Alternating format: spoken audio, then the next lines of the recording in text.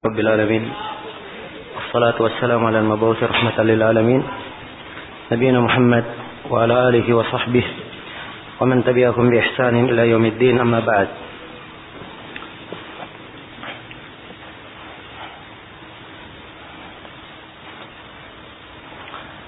Baik, ini majelis yang ke-33 ya, dari penjelasan kitab Ad-Durrul Bahiyah fil Masail al-Fiqhiyah karya al-Imam Asy-Syaukani rahimahullahu taala.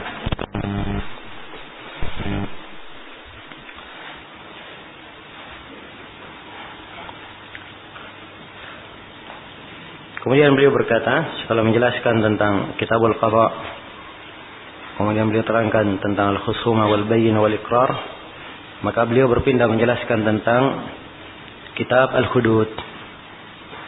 Ya. Beliau menjelaskan tentang kitab al-hudud.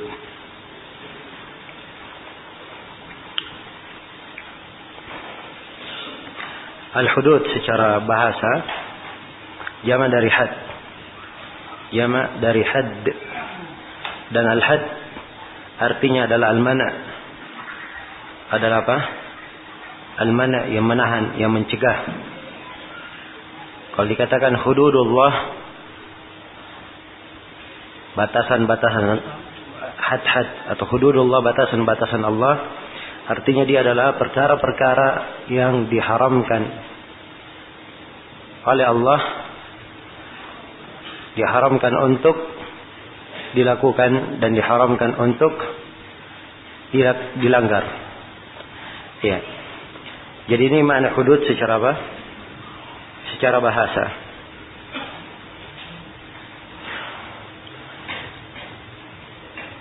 Adapun secara istilah, hudud adalah uqubatun muqaddarah syar'an fi ma'siyatin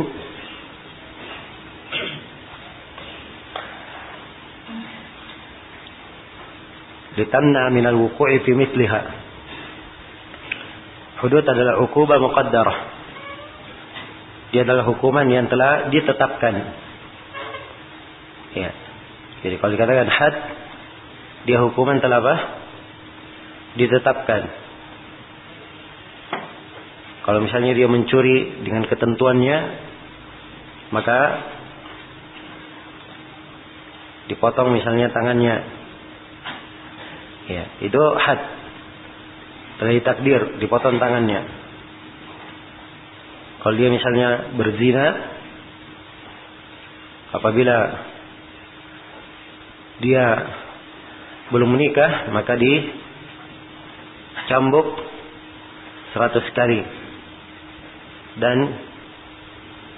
diasinkan selama setahun. Kalau dia telah menikah, maka dia apa? Dirajam. Ini hukum yang sudah ditentukan secara syariat. Kalau melakukan kemaksiatan, dan hukuman ini dijatuhkan untuk apa? Untuk menahan, jangan sampai ada yang jatuh, ada yang melakukan semisal dengan itu. Jelas ya? Ini al-hudud. Dan kadang para ulama membahasakan kitabul hudud ini dengan bahasa al-jinayat. Dengan bahasa al-jinayat. Jelas? Ini dilihat kepada bentuk pelanggarannya. Kalau hudud adalah bentuk apa? Hukumannya. Kalau jinayat itu bentuk pelanggarannya. Dan al-jinayah artinya secara bahasa adalah at-ta'addi, yang melampaui batas pada badan, pada harta maupun pada kehormatan. Jadi jinayah melampaui batas pada badan, pada harta maupun apa? Kehormatan. Kalau jinayahnya terkait dengan badan,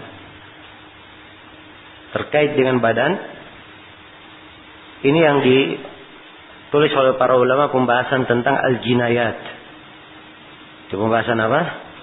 Tentang al-jinayat. Dan ada qisas nanti di belakangnya. Jelas ya? Kalau melampaui batasnya terkait dengan harta dan kehormatan, maka ini ada pembahasan Kitabul Hudud. Pembahasan apa? Kitab Al-Hudud. Ya. Demikian. Baik.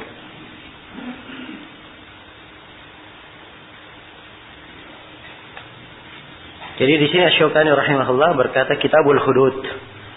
Jelasan tentang Al-Hudud. Al-Hudud adalah perkara yang disyariatkan di dalam Al-Quran, di dalam Sunnah Rasulullah Sallallahu Alaihi Wasallam, dan disepakati oleh para ulama. Disepakati oleh para ulama. Nah, ya, hudud itu diterangkan rincian-rinciannya dalam sejumlah ayat Al-Quran. Ada sebagian bentuk hudud yang terjadi dan akan kita terangkan, di mana dalam Al-Quran diterangkan had, orang yang mencuri, kemudian had orang yang berbuat kerusakan, ya, di muka bumi, ya, dan diterangkan juga oleh Rasulullah SAW di dalam hadits-haditsnya. Dan ini akan kita baca insyaallah taala satu persatu bentuk dari hudud yang dijelaskan. Dan hal ini disepakati oleh para ulama. Disepakati oleh para ulama. Adanya penjatuhan hudud, penerapan hukum-hukum had terhadap orang yang melanggar, ini menampakkan rahmat Allah Subhanahu wa taala kepada makhluk dan kebaikan yang Allah Subhanahu wa taala inginkan untuk makhluk dengan adanya hudud tersebut. Ya, sebab hukuman-hukuman ini itu adalah peringatan yang sangat keras bagi jiwa. Jangan sampai dia melakukannya. Ya, dan terdapat di dalamnya penjagaan terhadap hak orang yang dilanggar, kehormatannya atau dilanggar hartanya. Dan terdapat di dalamnya pensucian dosa bagi siapa yang jatuh di dalam pelanggaran-pelanggaran tersebut. Iya. Jadi hudud ini adalah hal yang menjaga kemaslahatan masyarakat. Ya, hal yang menjaga kemaslahatan masyarakat. Nah, dan dengan inilah terjaga keamanan, terjaga kehormatan, dan terjaga hak-hak manusia. Ya. Dan terbukti di negeri Islam yang menerapkan hukum-hukum hudud, keamanannya itu lebih banyak daripada tempat-tempat yang lainnya. Ya. Bagaimana tidak? Mereka berhukum dengan hukum Allah, hal yang dicintai dan diridai oleh Allah Subhanahu wa taala, maka terdapat di dalamnya kebaikan dan kehidupan untuk manusia. Allah telah mengingatkan, walakum fil hayati qisasun, walakum fil qisasi hayatun ya ulil albab. Dan untuk kalian di dalam pelaksanaan qisas itu ada kehidupan. Disebutkan bahwa pelaksanaan qisas ada apa? Ada kehidupan di dalamnya. Itu hakikat dari kehidupan. Ya ulil albab, wahai orang-orang yang berfikir. Nah, baik. Dan kita akan baca sejumlah dari bentuk-bentuk hudud di dalam syariat kita yang menunjukkan indahnya pengaturan di dalam syariat ini. Dan penerapan hukum hudud ini, penerapan hukum had ini diterapkan terhadap orang yang melakukan pelanggaran itu kalau terpenuhi padanya dua syarat.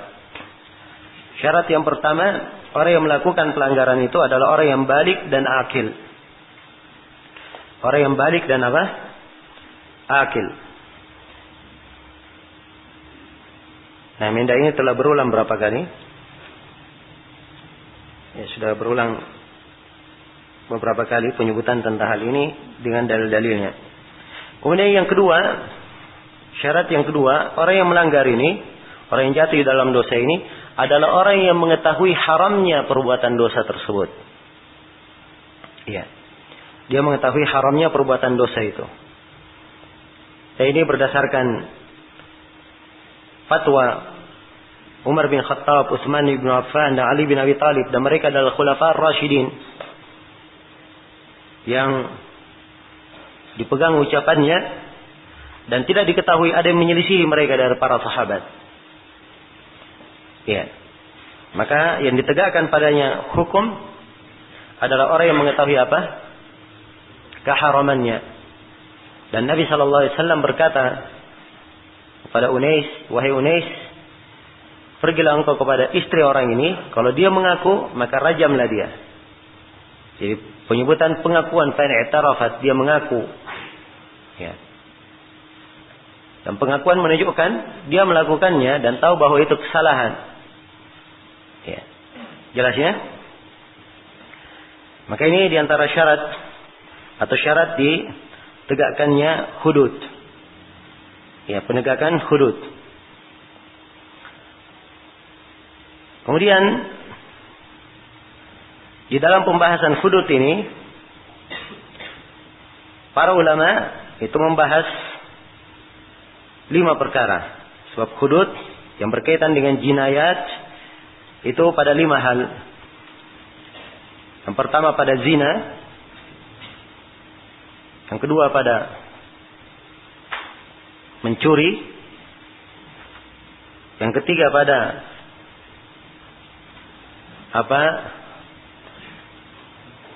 orang yang membajak jalan atau orang yang berbuat kerusakan di muka bumi. Membajak jalan atau bisa dikatakan dengan nama lain berbuat kerusakan di muka bumi. Kemudian yang keempat, orang yang meminum khamar. Kemudian yang kelima, apa yang disebut dengan al-qadhaf, dia menuduh orang berzina.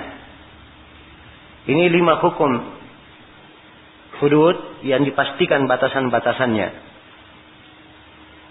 Selain daripada itu, kalau ada hukuman dalam bentuk dicambuk, dipukul, bahkan sampai dibunuh, maka itu masuk ke dalam bentuk ta'zir namanya.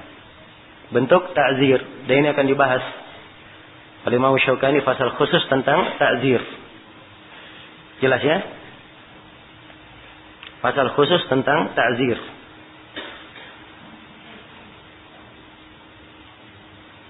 Iya.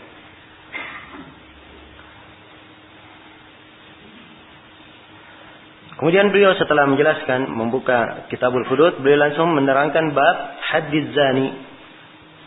Bab tentang had seorang pezina. Had seorang apa? Pezina. Ya. Zina ini adalah dosa yang termasuk dosa yang sangat keji. Dosa yang sangat keji. Dalam Al-Quran Allah berfirman, وَلَا تَقْرَبُوا الزِّنَا إِنَّهُ كَانَ فَاحِشَةً وَسَاءَ سَبِيلًا. Jangan kalian mendekati zina. Sungguhnya zina itu adalah suatu kekejian dan jalan yang paling jelek. Ya. Kalau zina tersebut terjadi dari orang yang sudah muhsan, sudah berkeluarga, maka ini lebih jelek lagi. Dan lebih besar lagi dosa dan hukuman terhadapnya. Dosa dan hukuman terhadapnya. Para ulama yang mendefinisikan zina dalam istilah ahli fikih, mereka katakan bahwa zina adalah melakukan kekejian pada kubul maupun pada dubur. Jadi dia melakukan kekejian, ya, melakukan hubungan yang terlarang dari di kubul, ya, di kemaluan atau di dubur. Jelas ya? Itu yang dimaksud dengan zina. Iya.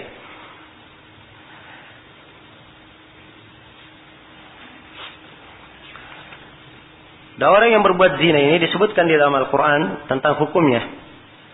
Ya, apa ketentuan baginya?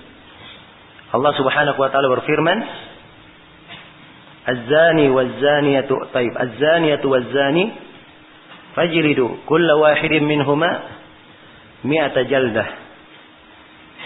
Ya. Laki-laki dan perempuan yang berzina, maka cambuklah keduanya berapa kali? Ya. 100 kali cambuk.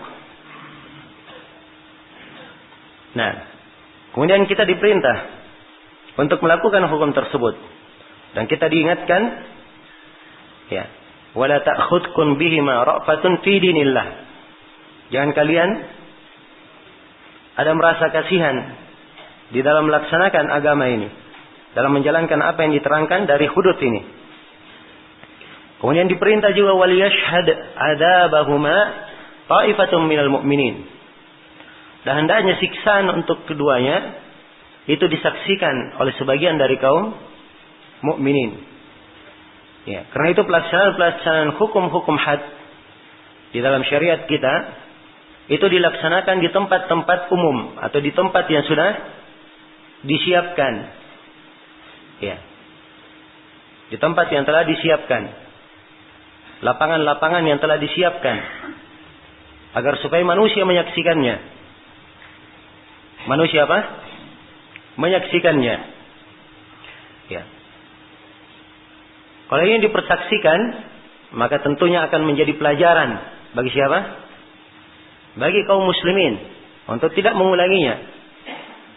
Berbeda kalau pelaksanaan hudud itu secara rahasia, secara ya, sembunyi-sembunyi atau hanya dilakukan di tempat khusus, tidak disaksikan oleh umum, maka ini tidak memberikan apa? Maksud dari penegakan hukum, yaitu membuat jerah orang-orang selain dari yang dihukum supaya tidak melakukan seperti itu. Iya. Jelas ya? Maka ini bentuk dari hudud yang disyariatkan di dalam agama kita. Wal yashhad adzabahuma ta'ifatun minal mu'minin. Hendaknya hukuman mereka ini, siksaan untuk mereka disaksikan oleh satu ta'ifah dari kaum mukminin, satu kelompok dari kaum mukminin. Nah, kemudian dari sini juga kita bisa memahami secara umum bahwa di dalam agama kita, ya, di dalam pelaksanaan hukum-hukum had yang ditampilkan kepada manusia, kalau misalnya ada yang melanggar, disebutkan apa kesalahannya dan diperlihatkan bagaimana hukumannya. Diperlihatkan apa? Bagaimana hukumannya. Dan ini yang terbalik di masa ini. Ya. Justru ya, orang-orang yang berbuat pelanggaran, ya, bentuk dari pelanggarannya itu yang diekspos besar-besaran. Ya. Disebarkan besar-besaran. Ini berbuat zina. Ini menyebarkan gambar atau video yang ada di dalamnya perzinahan. Ya.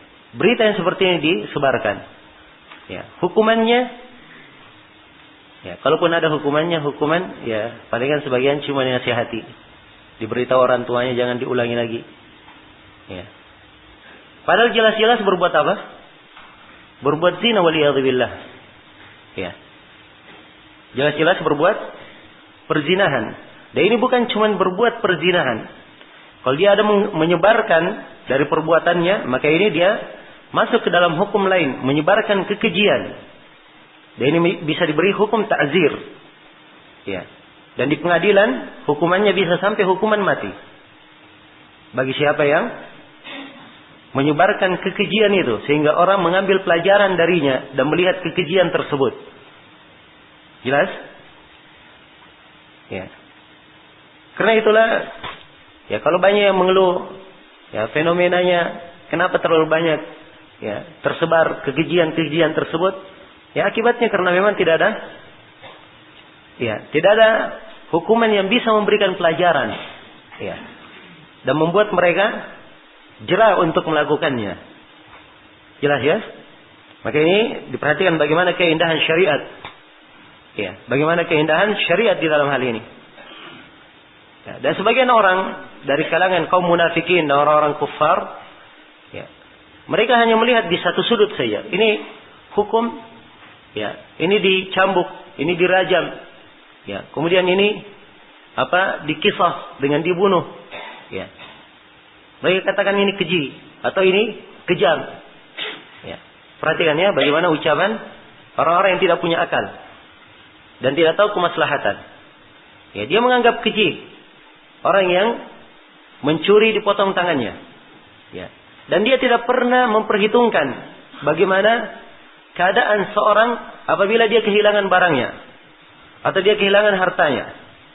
Ya. Dia tidak memperhitungkan bagaimana keadaan orang yang dia zalimi. Ya, orang yang dikisah dengan dia dibunuh, ya diprotes kenapa dibunuh. Dia tidak pernah memperhitungkan bagaimana rasanya orang yang telah mati dan dibunuh itu dari keluarganya. Ya. Dan ini dari bentuk keadilan, sebab dijatuhkan hukum terhadapnya bukan karena dia tidak berbuat dosa, karena perbuatannya sendiri. Dan dijatuhkan hukum sedemikian rupa, ini memberi pelajaran kepada selainnya, jangan sampai dia jatuh dalam hal yang semisal dengan itu. Ya, jelas ya? Jadi kalau hukumannya membuat orang jerah, maka ini akan menyebabkan, ya, orang-orang yang zalim takut untuk melakukan kezalimannya. Jelas ya? Maka di sinilah nikmatnya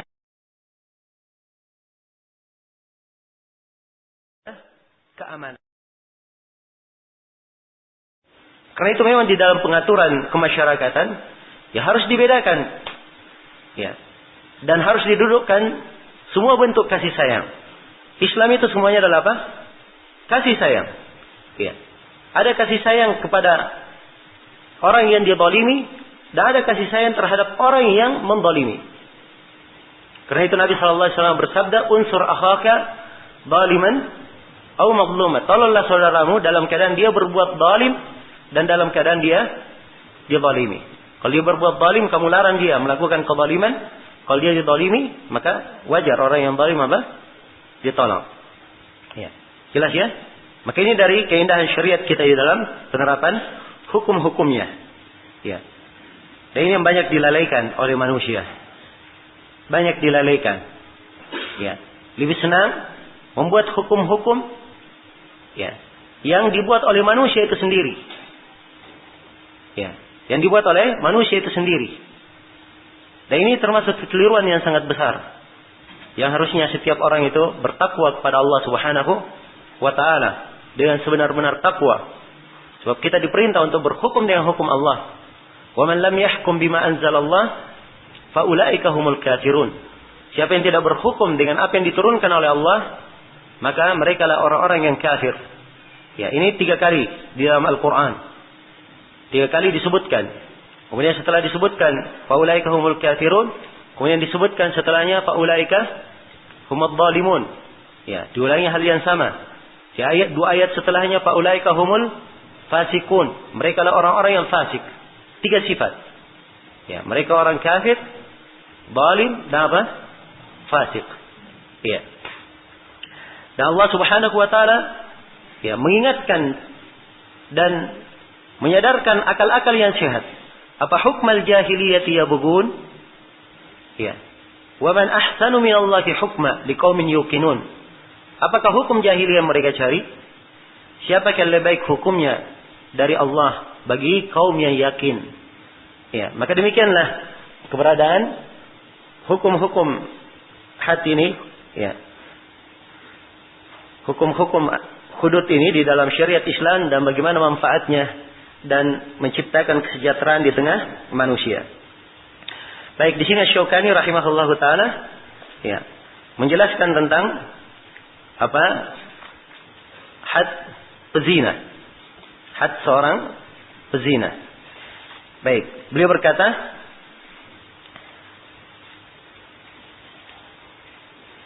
ya. Kata beliau, "In kana bikran hurran julida mi'ata jaldah." Ya. Kalau dia adalah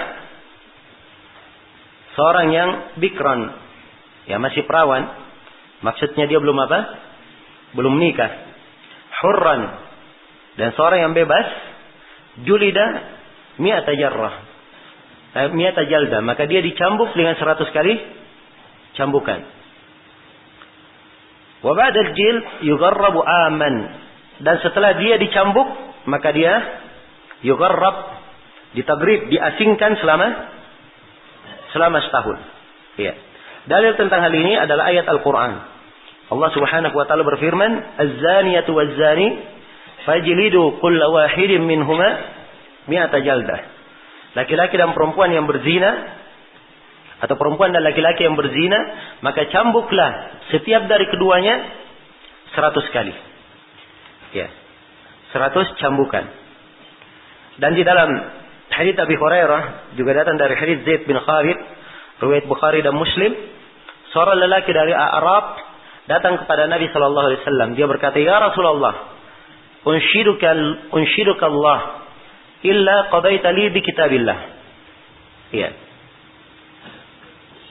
Orang Arab ini dia berkata, "Ya Rasulullah, saya memohon kepada Allah." Ya, atau saya meminta kepadamu dengan nama Allah agar supaya engkau memutuskan untukku dengan apa? Kitab Allah. Wa qala al-khasmul akhar, maka berkatalah ya, teman dia berselisih, ya, di dua yang datang, Arabi dan yang satunya lagi. Maka yang satunya ini berkata, dan dia lebih faqih darinya. Dia lebih faqih. Ya. Lebih faqihnya bagaimana? Ternampak dari ibaratnya. Dia berkata, "Faqdi bainana bi kitabillahi wa adan li." Ya Rasulullah, hukumilah antara kami berdua dengan kitab Allah dan izinkan saya berbicara. Faqala Rasulullah sallallahu alaihi wasallam, "Qul." Maka Nabi berkata, "Silakan." Ya, ucapkan. Silakan kamu berbicara. Orang ini berkata, "Inna ibni kana asifan ala hada, fazana bi imraatihi." Sungguhnya anakku, kata orang tersebut, anakku dia tadinya bekerja kepada orang ini. Dia tuju kepada Arabi. Dia bekerja kepada orang ini, lalu anak saya berzina dengan istrinya. Ya. Wa inna ukhbirtu anna ala ibni ar-rajam. Dan saya diberitahu bahwa terhadap anakku ya ada hukum rajam. Dia wajib untuk apa? Dirajam. Faqtadaitu minhu bi mi'ati syatin wa walidah. Maka saya pun menebus anak saya dengan membayar 100 kambing dengan seorang budak perempuan yang menjaga kambing itu. Ya. Fasa'altu ahlal ilm. Kemudian setelah itu saya bertanya kepada orang yang berilmu. Fa akhbaruni anna ala ibni jilda mi'ah wa taghriba am. Maka mereka kabarkan bahwa terhadap anakku itu kewajibannya hanya jilda mi'ah, dicambuk apa? 100 dan diasingkan selama setahun. Ya. Wa anna alam ra'ati hada ar-rajam. Dan mereka juga kabarkan bahwa terhadap istri orang ini dia harus dirajam. Faqala Rasulullah sallallahu alaihi wasallam, maka Rasulullah setelah mendengarkan ya, perkara atau kasus yang diajukan, maka beliau pun memberikan hukum. Kata beliau, "Walladzi nafsi biyadihi," demi yang jiwaku berada di tangannya. "La aqdiyanna bainakuma bi kitabillah." Sungguh saya akan memberikan hukum antara kalian berdua dengan kitab Allah. Ya, kata beliau, "Al-walidah wal ghanam raddun 'alaika." Ya, budak perempuan dan kambing-kambing itu dikembalikan kepadamu. Wa ala ibnika jildu mi'ah wa taghribu an. Dan terhadap anakmu dia dicambuk 100 kali dan diasingkan selama 1 tahun. Waqdi ya Unais li rajulin min Aslam. Kemudian Nabi berkata kepada Unais, seorang lelaki dari Bani Aslam, dari kabilah Aslam, "Wahai Unais, pergilah kamu ila imraati hadha, kepada istri orang ini. Fa in i'tarafat farjumha." Kalau dia mengaku, maka rajamlah dia. Ya. Kalau dia mengaku maka rajamlah dia. Faqada ilaiha, maka Unais pun pergi kepadanya. Fa'tarafat, maka perempuan ini mengaku. Fa'amara biha Rasulullah sallallahu alaihi wasallam, maka Rasulullah pun memerintah farujimat, kemudian perempuan itu dirajam. Jelas ya? Maka ini dalil yang sangat terang menjelaskan tentang hukum orang yang berzina ini. Ya. Hukum orang yang apa? Yang berzina. Nah, dan ketentuan tentang rajam ini ada di dalam Al-Quran. Ada di dalam Al-Quran, terhapus lafadznya, tapi tetap hukumnya. Ya, jadi kalau dicari dalam Al-Quran, lafadznya tidak ada, tapi hukumnya apa? Hukumnya tetap. Ya, sebagaimana dalam hadits riwayat Al-Bukhari, di mana ya itu di dalam firman Allah, "Wasyaikhu wasyaikhatu idza zanaya farjumuhumal battah nakalan min Allah wallahu azizun hakim." Ya, seorang syekh dan seorang syekhah, laki-laki dan perempuan tua apabila berzina, ya, maka rajamlah keduanya sebagai hukuman dari Allah. Wallahu azizun hakim, dan Allah maha perkasa lagi maha bijaksana. Ya, pakai dua nama di sini. Aziz, ya, menunjukkan keperkasaan Allah Subhanahu wa taala dan hukuman Allah terhadap siapa yang melakukan kekejian ini. Kemudian disebutkan nama Hakim, menunjukkan bahwa Allah di dalam setiap syariatnya Allah maha bijaksana. Dan ada hikmah di belakang hukum yang ditetapkan. Jelas ya? Maka rajam ini adalah hal yang ditetapkan di dalam syariat kita. Hukum yang ditetapkan bagi seorang yang telah muhsan, kemudian dia berzina, maka hukumnya dia apa? Hukumnya dirajam. Dia sudah menikah, kemudian berzina, laki-laki maupun perempuan, maka hukumnya dirajam. Dan dirajam itu artinya apa? Dari kalimat rajam, rajam itu melempar. Ya. Dan kata rajam artinya dia dilempar batu sampai apa? Sampai dia mati. Itu yang disebut dengan nama rajam. Iya. Dan perhatikan di dalam hadits yang saya bacakan tadi, keindahan syariat kita ini. Dan ini ada masail, ada sejumlah pembahasan yang penting kita ketahui. Iya. Di dalam hadits yang saya bacakan tadi terdapat penjelasan bahwa seorang yang berzina dan dia belum menikah, hukumannya apa? Hukumannya dicambuk 100 kali dan diasingkan selama setahun. Dan hukum ini berlaku bagi laki-laki dan bagi perempuan. Iya, jelas? Bagi laki-laki dan siapa? Perempuan. Dicambuk 100 kali. Khusus diasingkan selama setahun, bagi laki-laki iya. Tapi bagi perempuan, sebagian para ulama mengatakan bahwa tidak disyariatkan untuk perempuan karena perempuan adalah apa? Adalah aurat. Ya, dan kalau dia diasingkan akan kesulitan dalam hal ini. Ya, namun yang benarnya bahwa tidak ada perbedaan di dalam hal ini. Ya, tidak ada perbedaan di dalam hal ini antara laki-laki dan apa? Dan perempuan. Ya. Baik, kemudian yang kedua dari hadits ini juga, ya, bagi siapa yang melakukan zina, ya, dari orang yang sudah menikah, maka hukumnya adalah apa? Hukumnya dirajam. Hukumnya adalah dirajam. Iya.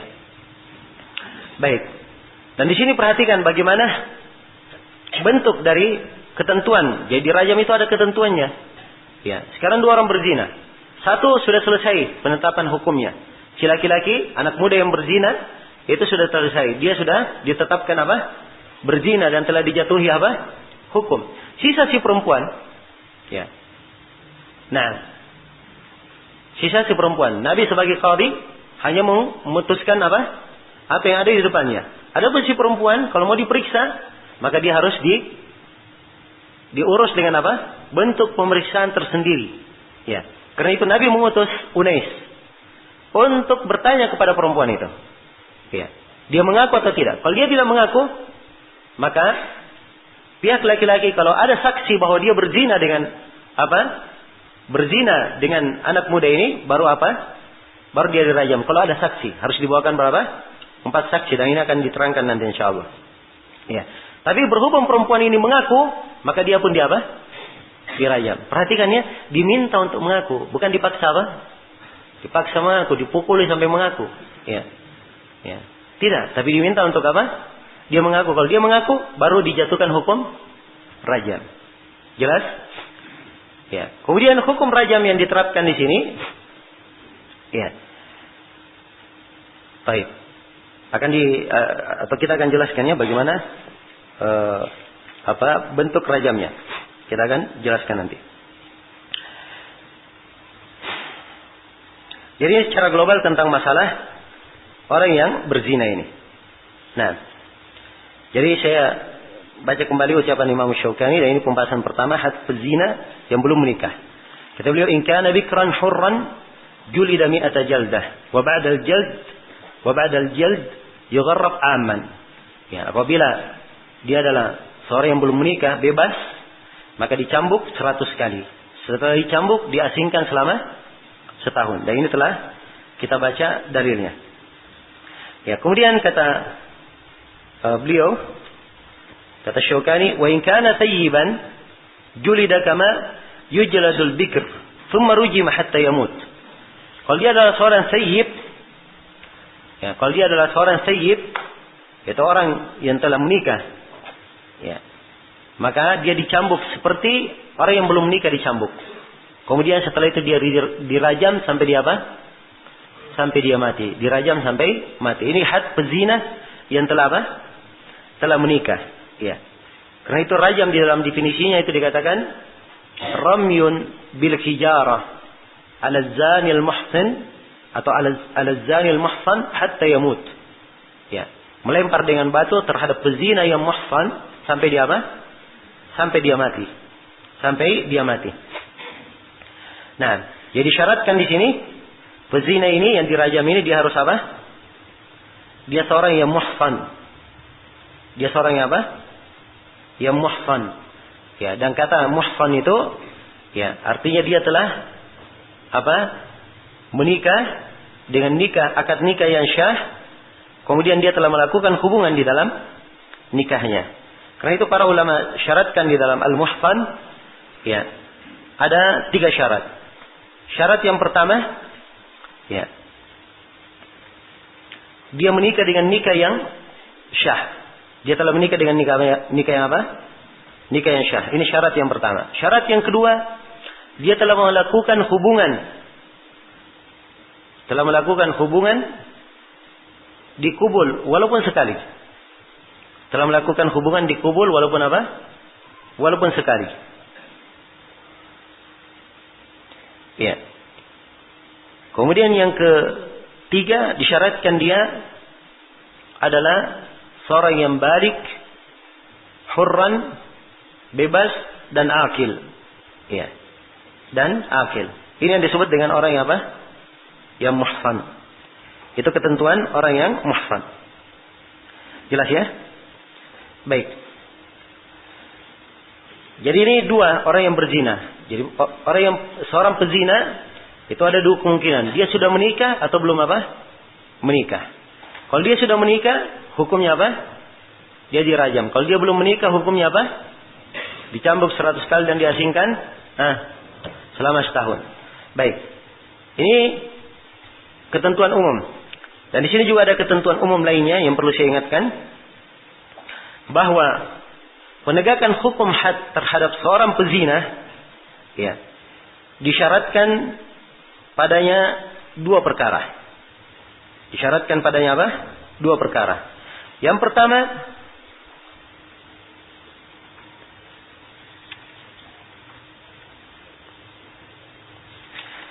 pertama ada pengakuan dari si pezina bahwa dia berzina. Ada pengakuan dari si pezina bahwa dia apa? Berzina. Ya, dan ini berdasarkan hadits Ma'iz bin Malik, ya, atau tentang kisah Ma'iz bin Malik radhiyallahu taala anhu. Ya. Beliau dirajam oleh Rasulullah sallallahu alaihi wasallam setelah beliau mengakui, ya, berzina selama berapa kali? Beliau memberikan pengakuan selama berapa kali? Selama 4 kali. Beliau memberikan pengakuan sebanyak 4 kali. Nah, jelasnya. Dan penyebutan 4 kali di sini, ini bukan pensyaratan harus 4. Sebab telah syah pada selain kisah Ma'iz, ya, Nabi menerima pengakuan dengan apa? Sekali saja. Ya, perempuan yang disebut tadi, wahai Unais, pergilah kamu kepada istri orang ini. Ya, kalau dia mengaku berzina maka apa? Rajamlah. Dia mengaku sekali saja. Kemudian setelah itu apa? Dirajam. Jadi tidak harus dia mengaku berapa? 4 kali. Nah, Baik, jadi ini syarat yang pertama, dia mengaku. Ada pengakuan dari si pezina. Kalau ada pengakuan dari si pezina, boleh ditegakkan hukumnya, ditegakkan padanya hukum had pezina. Kemudian ketentuan yang kedua, orang yang ditegakkan padanya hukum pezina, apabila ada yang mempersaksikannya berzina sebanyak 4 saksi. Apabila ada 4 saksi yang mempersaksikan bahwa dia dia berzina. Ini ketentuan yang kedua. Ya. Dan ini berdasarkan firman Allah Subhanahu wa taala. Walladzina yarmuna al-muhsanati thumma lam ya'tu bi arba'ati syuhada. Orang-orang yang menuduh para perempuan baik-baik berzina lalu dia tidak membawa 4 saksi. Ya, dan di ayat setelahnya atau beberapa ayat setelahnya, laula ja'u alaihi bi arba'ati syuhada. Andai kata mereka itu membawakan 4 saksi, maka ini menunjukkan bahwa disyaratkan 4 saksi. Ya, dan juga di surah di surah An-Nisa tentang istri yang dituduh bahwa berzina dikatakan fastashhidu alaihinna arba'atan minkum. Maka mintalah persaksian terhadap mereka 4 saksi di antara kalian. 4 saksi di antara kalian. Baik. Jadi disyaratkan ada 4 saksi. Ya. Kemudian 4 saksi ini kalau mereka memberikan persaksiannya diterima dengan beberapa syarat. Syarat yang pertama, 4 saksi ini memberikan persaksian dalam satu majelis. Dalam satu majelis. Ya, jadi berkumpul sekaligus 4 saksi, kemudian mempersaksikan. Iya. Jelas? Kemudian yang kedua dari syarat yang kedua, mereka mempersaksikan zina tersebut pada satu kejadian. Pada satu kejadian. Ya, dalam kejadian yang sama. Jelas ya? Dalam kejadian yang sama. Kemudian syarat yang ketiga, mereka mempersaksikan dengan persaksian yang jelas, transparan, tidak ada keraguan di dalamnya. Ya. Tidak ada keraguan di dalamnya. Jadi dia terangkan, oh ini berzina. Ya, apa berzinanya? Harus dia terangkan bagaimana bentuknya. Siapa tahu berzina yang dia inginkan cuma Cuma pendahuluannya saja. Ya. Tapi harus dia tegaskan.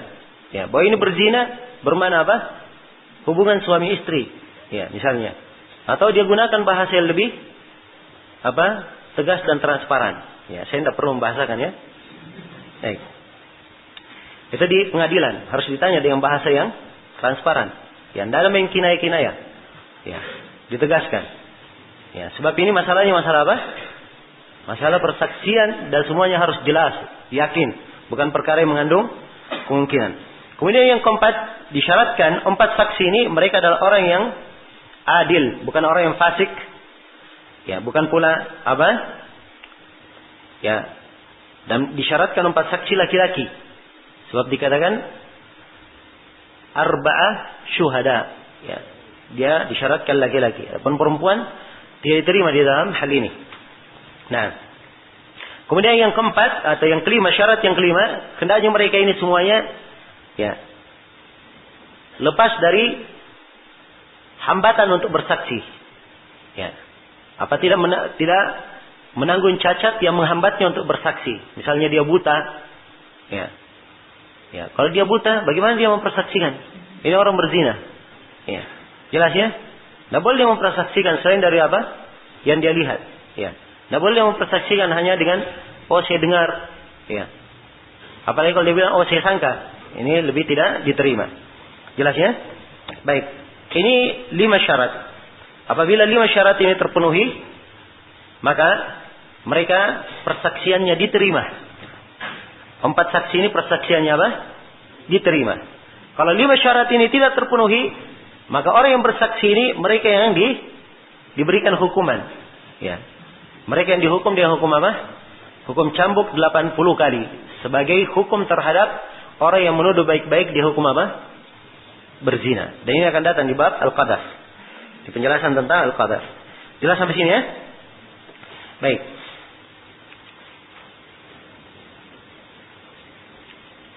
Iya.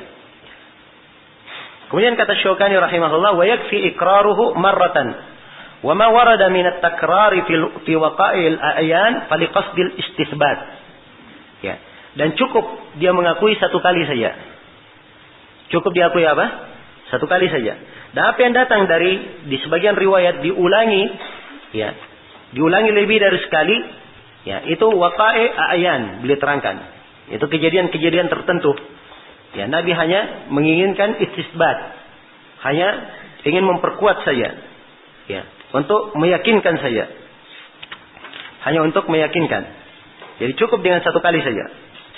Kemudian kata beliau, rahimahullah, ya, kata Syaukani rahimahullah, wa amma syahadatu fala budda min arba'ah. Adapun persaksian harus apa? Harus dengan 4 saksi.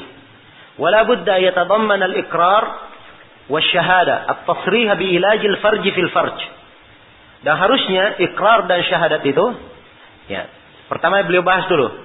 Jadi sekarang orang dihukumi dengan berzina itu dengan salah satu dari 2 hal. Yang pertama kalau dia mengakui.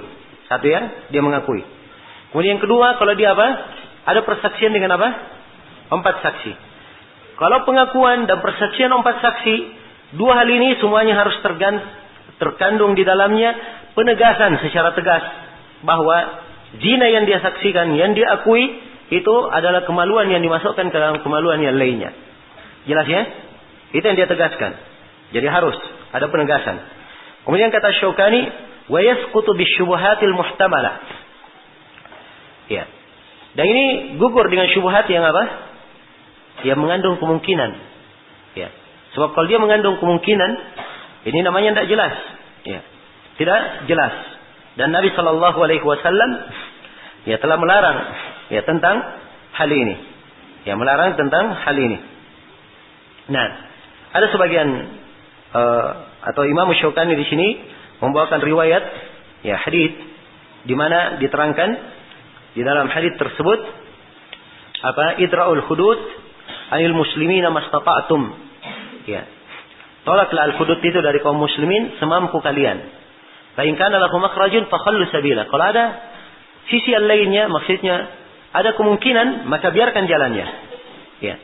Fa innal imam ayyukhtiya fil af khairun min ayyukhtiya fil uqubah. Sebab seorang imam, maksudnya seorang hakim yang menentukan, kalau dia salah di dalam memaafkan, itu lebih baik daripada dia salah di dalam menjatuhkan apa? Menjatuhkan hukum. Ya, ini hadis ada kelemahannya.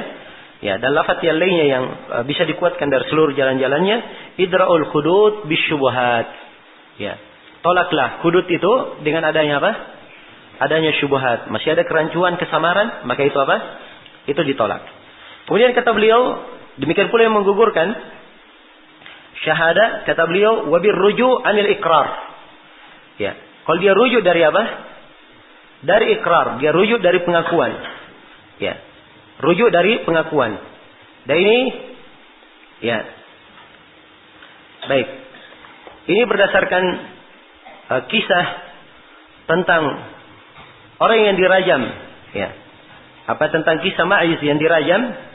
Ya. Dan disebutkan di proses rajam beliau dalam kebanyakan hadis. Dan akan dibahas nanti. Sebab ada perselisihan apakah beliau dirajam dalam keadaan ditanam atau dalam keadaan berdiri. Sebab Ma'iz memang telah datang dalam sejumlah riwayat bahwa beliau ketika dirajam beliau lari. Ya. Tapi tetap dikejar. Maka disebutkan oleh Rasulullah SAW setelah itu, halla taraktumuhu, tidakkah kalian tinggalkan dia? Ya, tidakkah kalian apa? Tinggalkan dia. Nah, maka ini menunjukkan bahwa orang yang rujuk, ya, maka ini mungkin saja apa? Dijatuhkan hukum itu terhadapnya. Jelas ya? Kemudian kata beliau, wa biqaunil mar'ati adra auratqa. Ya, dan dia ditinggalkan, dijatuhkan hukum apabila si perempuan itu masih perawan. Ya. Kalau diperiksa ternyata dia perawan, ya, bagaimana caranya dihukumi apa? Dihukumi berzina. Tidak mungkin. Dia berzina dan dia apa? Dia perawan. Ya, tapi ini sekali lagi ketentuannya di mana? Di pengadilan. Ya, sebab di masa ini terlalu banyak. Ya, hal-hal perawan. Ini semuanya ada apa? Ada ketentuan-ketentuannya. Ada ketentuan-ketentuannya. Ya, jelas ya? Semuanya di pengadilan dipastikannya. Dia benar perawan atau tidak? Ya, dan pengadilan nanti akan memastikan hal tersebut dari pihak-pihak yang bisa memastikannya. Ya. di rumah sakit atau kedokteran atau yang semisal dengannya. Baik. Kemudian auratqa, ya, atau perempuan ini kelihatan dia punya penyakit ratqa, ya. Dia sempit kemaluannya. Ya, tidak mungkinkan kalau dipastikan bahwa dia ini belum pernah pernah disentuh, belum pernah disentuh. Ya. Jadi kalau nampak seperti ini, maka ini tertolak darinya apa? Hukum. Demikian pula wa biqaunir rajul majbuban au inninan.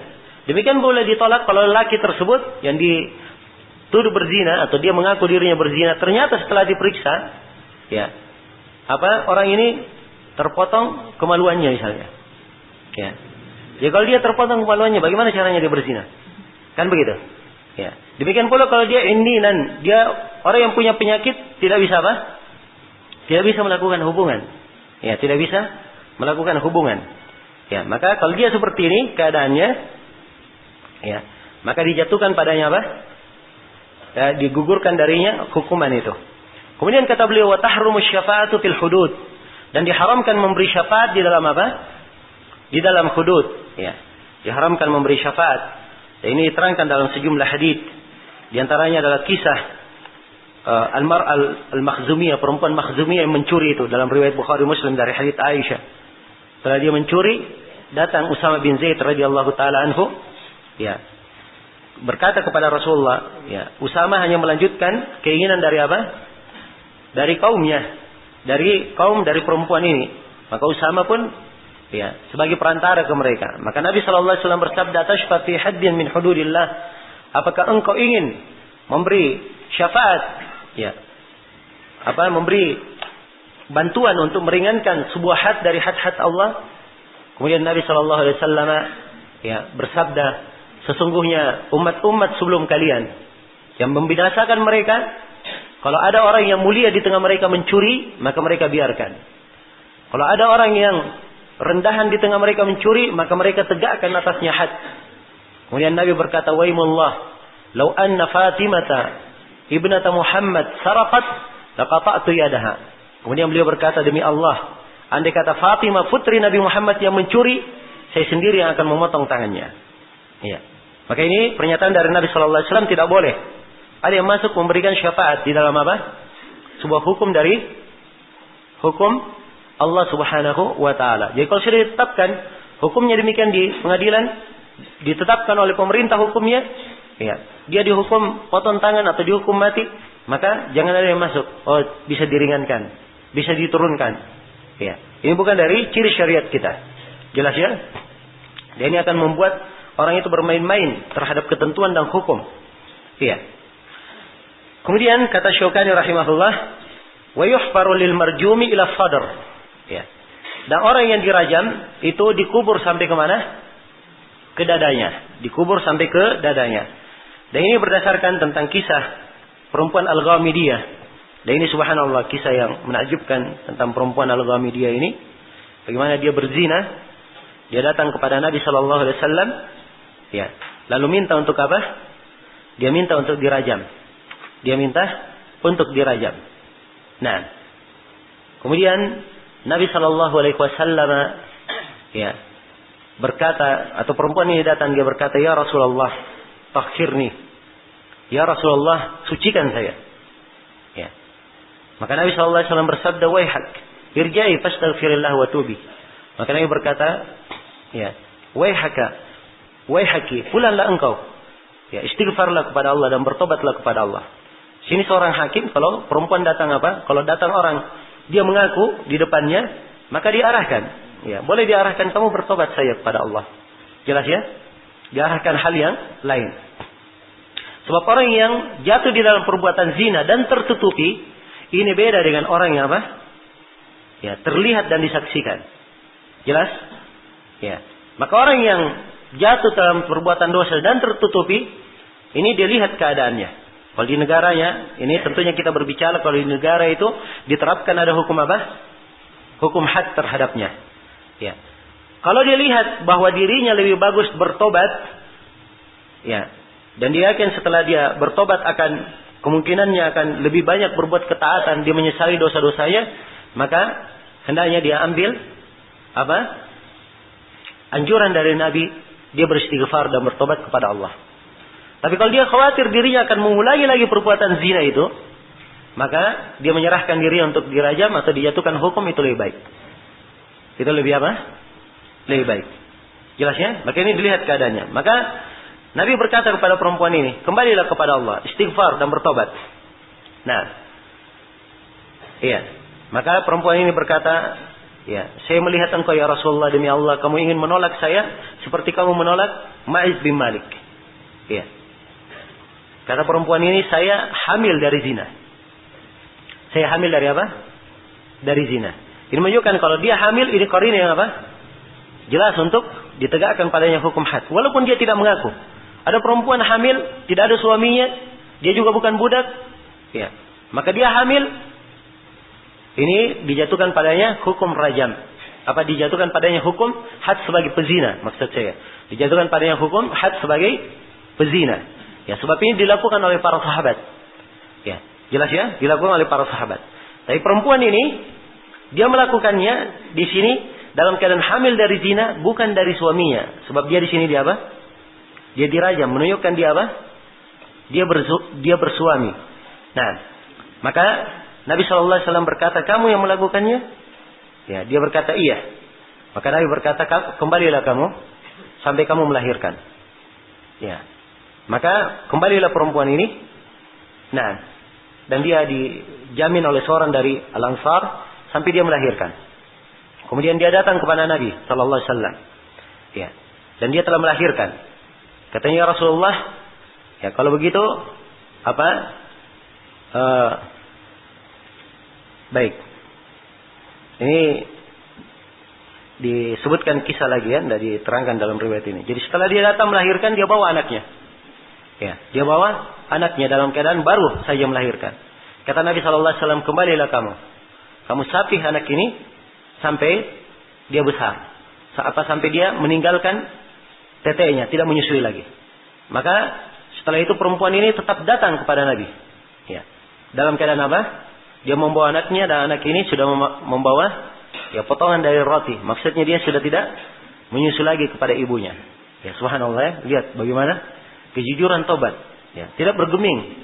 Sekian lama ya waktunya, dari masa sampai melahirkan, dia sapi lagi anaknya berapa tahun. Ya. Tidak berubah keinginannya untuk apa? Untuk bertobat. Padahal ini belum masuk. Ya. Ke dalam apa? Andai kata dia setelah itu tidak datang, maka tidak akan dicari. Tidak akan dicari. Tapi bersama dengan itu tetap dia datang bertobat. Tetap dia apa? Datang bertobat. Nah, dan ini kejujuran di dalam apa? Di dalam bertobat. Maka perempuan ini, ketika beliau perempuan kaum Media ini ketika dirajam, maka itu disebutkan ya dalam riwayat di Sahih Muslim dari Abdullah bin Buraidah bahwa beliau apa? Ditanam sampai ke dadanya, dan disebutkan oleh para ulama hikmahnya, sebab perempuan kalau dirajam ya agar supaya tidak tersingkap apa? Auratnya. Dan Ma'iz ada dua riwayat. Ada riwayat yang menunjukkan bahwa beliau ditanam juga. Dan ada riwayat, dan ini kebanyakan riwayat, beliau ya dibiarkan berdiri, tidak ditanam. Sampai ya ada riwayat yang menjelaskan bahwa beliau ini ya lari, ya radhiyallahu ta'ala anhu. Tapi bukan artinya riwayat ini khusus, bukan artinya bahwa laki-laki tidak boleh ditanam. Ya. Tidak boleh ditanam, ya. Dan ini bantahan dari Imam Syaukani kepada sebagian ahli fikih yang membedakan kalau laki-laki dibiarkan berdiri, tidak ditanam. Kalau perempuan ditanam sampai di dadanya. Dan Imam Syaukani memandang bahwa menanam sampai ke dada bagi perempuan itu bukan hukum untuk dia saja. Itu juga boleh bagi siapa? Laki-laki. Sebab tidak bertentangan antara dua hal tersebut. Ya, jelas ya? Kemudian kata beliau, wala turjamul hubla hatta taba wa tarda waladaha illam yujad may yurdi'uhu. Ya. Kata beliau, ya, dan perempuan yang hamil itu tidak dirajam sampai dia melahirkan dan sampai dia menyusui anaknya kalau memang tidak ada yang menyusuinya. Kalau tidak ada yang menyusuinya. Nah, di sini juga ada hukum penting yang sering ditanyakan di masa ini, dan kita naudzubillah hidup di masa ya yang banyak terjadi ya perselingkuhan, ya adanya sepasang suami istri misalnya melakukan hubungan gelap dengan orang lain di luar jalur pernikahan.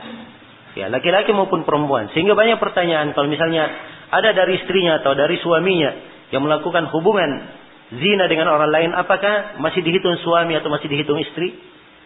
Jawabannya apa? Ya, jawabannya iya, masih dihitung suami istri. Tidak ada yang membatalkan akadnya. Karena itu istri orang yang berzina dengan pekerjaannya itu, Nabi berkata, "Ya Unais, ughdu ila imraati hada." Wahai Unais, pergilah kamu kepada istri orang ini. Masih disebut apa? Masih disebut istrinya padahal dia sudah berzina. Ya, jelas ya?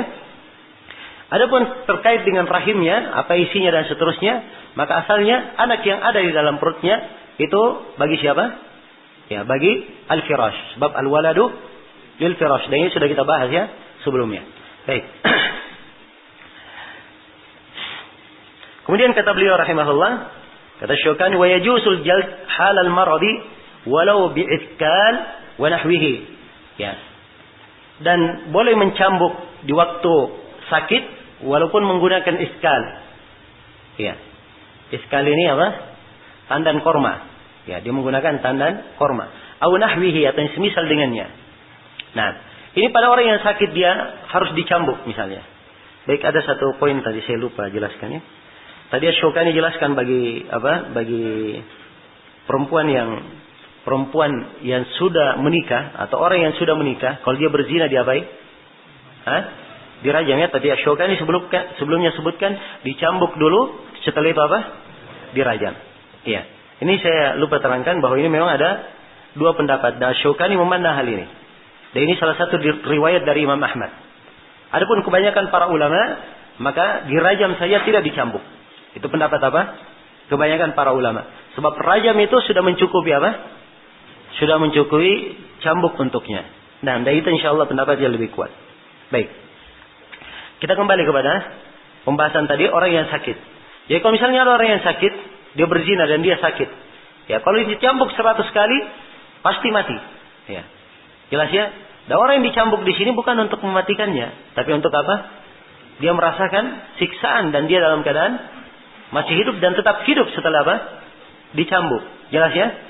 Maka kalau dilihat dia orang ini tubuhnya lemah, ya. Kalau dia dicambuk pasti mati, ya. Maka boleh dicambuk dengan menggunakan apa? Seperti iskal di sini. Ya. Seperti iskal, dia menggunakan apa? Tandang apa? Korma. Ya, dia ambil tandannya kemudian dilepas semuanya, ada berapa, ini dicambuk saja. Pakai itu, kalau ada 100 belahan padanya, maka cukup sekali dicambuk dengan cambukan yang keras supaya dia tidak mati. Ya, jelas ya? Baik. Kemudian kata beliau, "Wa man laqa bidzakarin." Ya, dan ini disebut oleh Syaukani ya tentang masalah dicambuk itu. Beliau sebutkan sebuah riwayat. Ya. Beliau sebutkan sebuah riwayat dari hadits Sa'id bin Sa'ad. Ya. Dan dia bisa dikuatkan riwayatnya bahwa ada seorang yang lemah, mukhdaj. Dia sangat takut kepada orang yang apa? Sama orang saja dia takut. Ya. Dia pernah, kemudian dia ditemukan dia menzinahi seorang apa? Budak perempuan. Maka Nabi SAW perintah supaya dia dijatuhkan hukum had. Maka dikatakan kepadanya, Rasulullah, dia ini sangat lemah dari apa yang engkau kira. Ya. Andai kata kami mencambuk dia 100 kali, maka kami pasti akan membunuhnya. Ya. Maka Nabi SAW berkata, ambillah iskal. Itulah tadi iskal yang kita sebutkan. Pandan dari korma. Fihi mi'atu shimrah. Padanya ada 10 apa? Jadi satu tandan itu kan ada cabang-cabang tempat buahnya. Kalau ada 100 di situ, ya cabang-cabang tempat buahnya, ya pukullah. Nah, dari apa yang dengannya dihitung 100 kali. Pukullah dengannya 1 kali. Kalau memang ada 100 kali, pukullah dengannya 1 kali sehingga dihitung berapa? 100. Maka mereka pun melakukannya. Jadi ini dalil yang dipakai oleh Syaukani.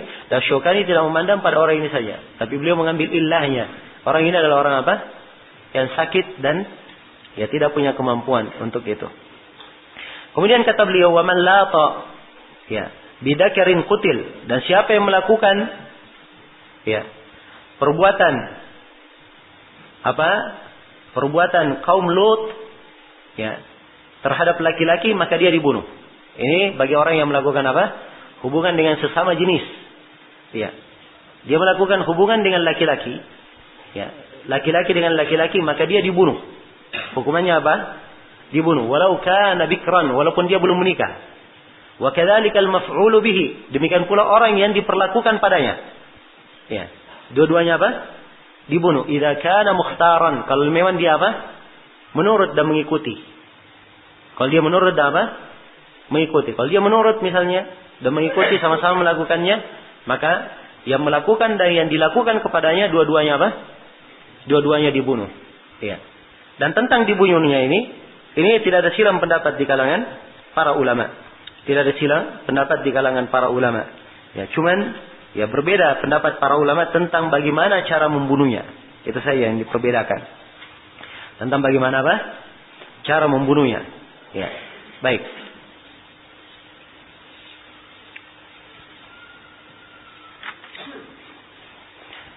Dan ada hadis yang dikuatkan oleh sebagian para ulama dari seluruh jalan-jalannya. Ya, dikatakan faqtulu ya man wajadtumuhu ya'mal amala qaumi Lut faqtulul fa'ila wal maf'ula bih. Siapa yang kalian dapati dia melakukan perbuatan kaum Nabi Lut, ya maka bunuhlah orang yang berbuat dan yang diperbuat padanya. Ya.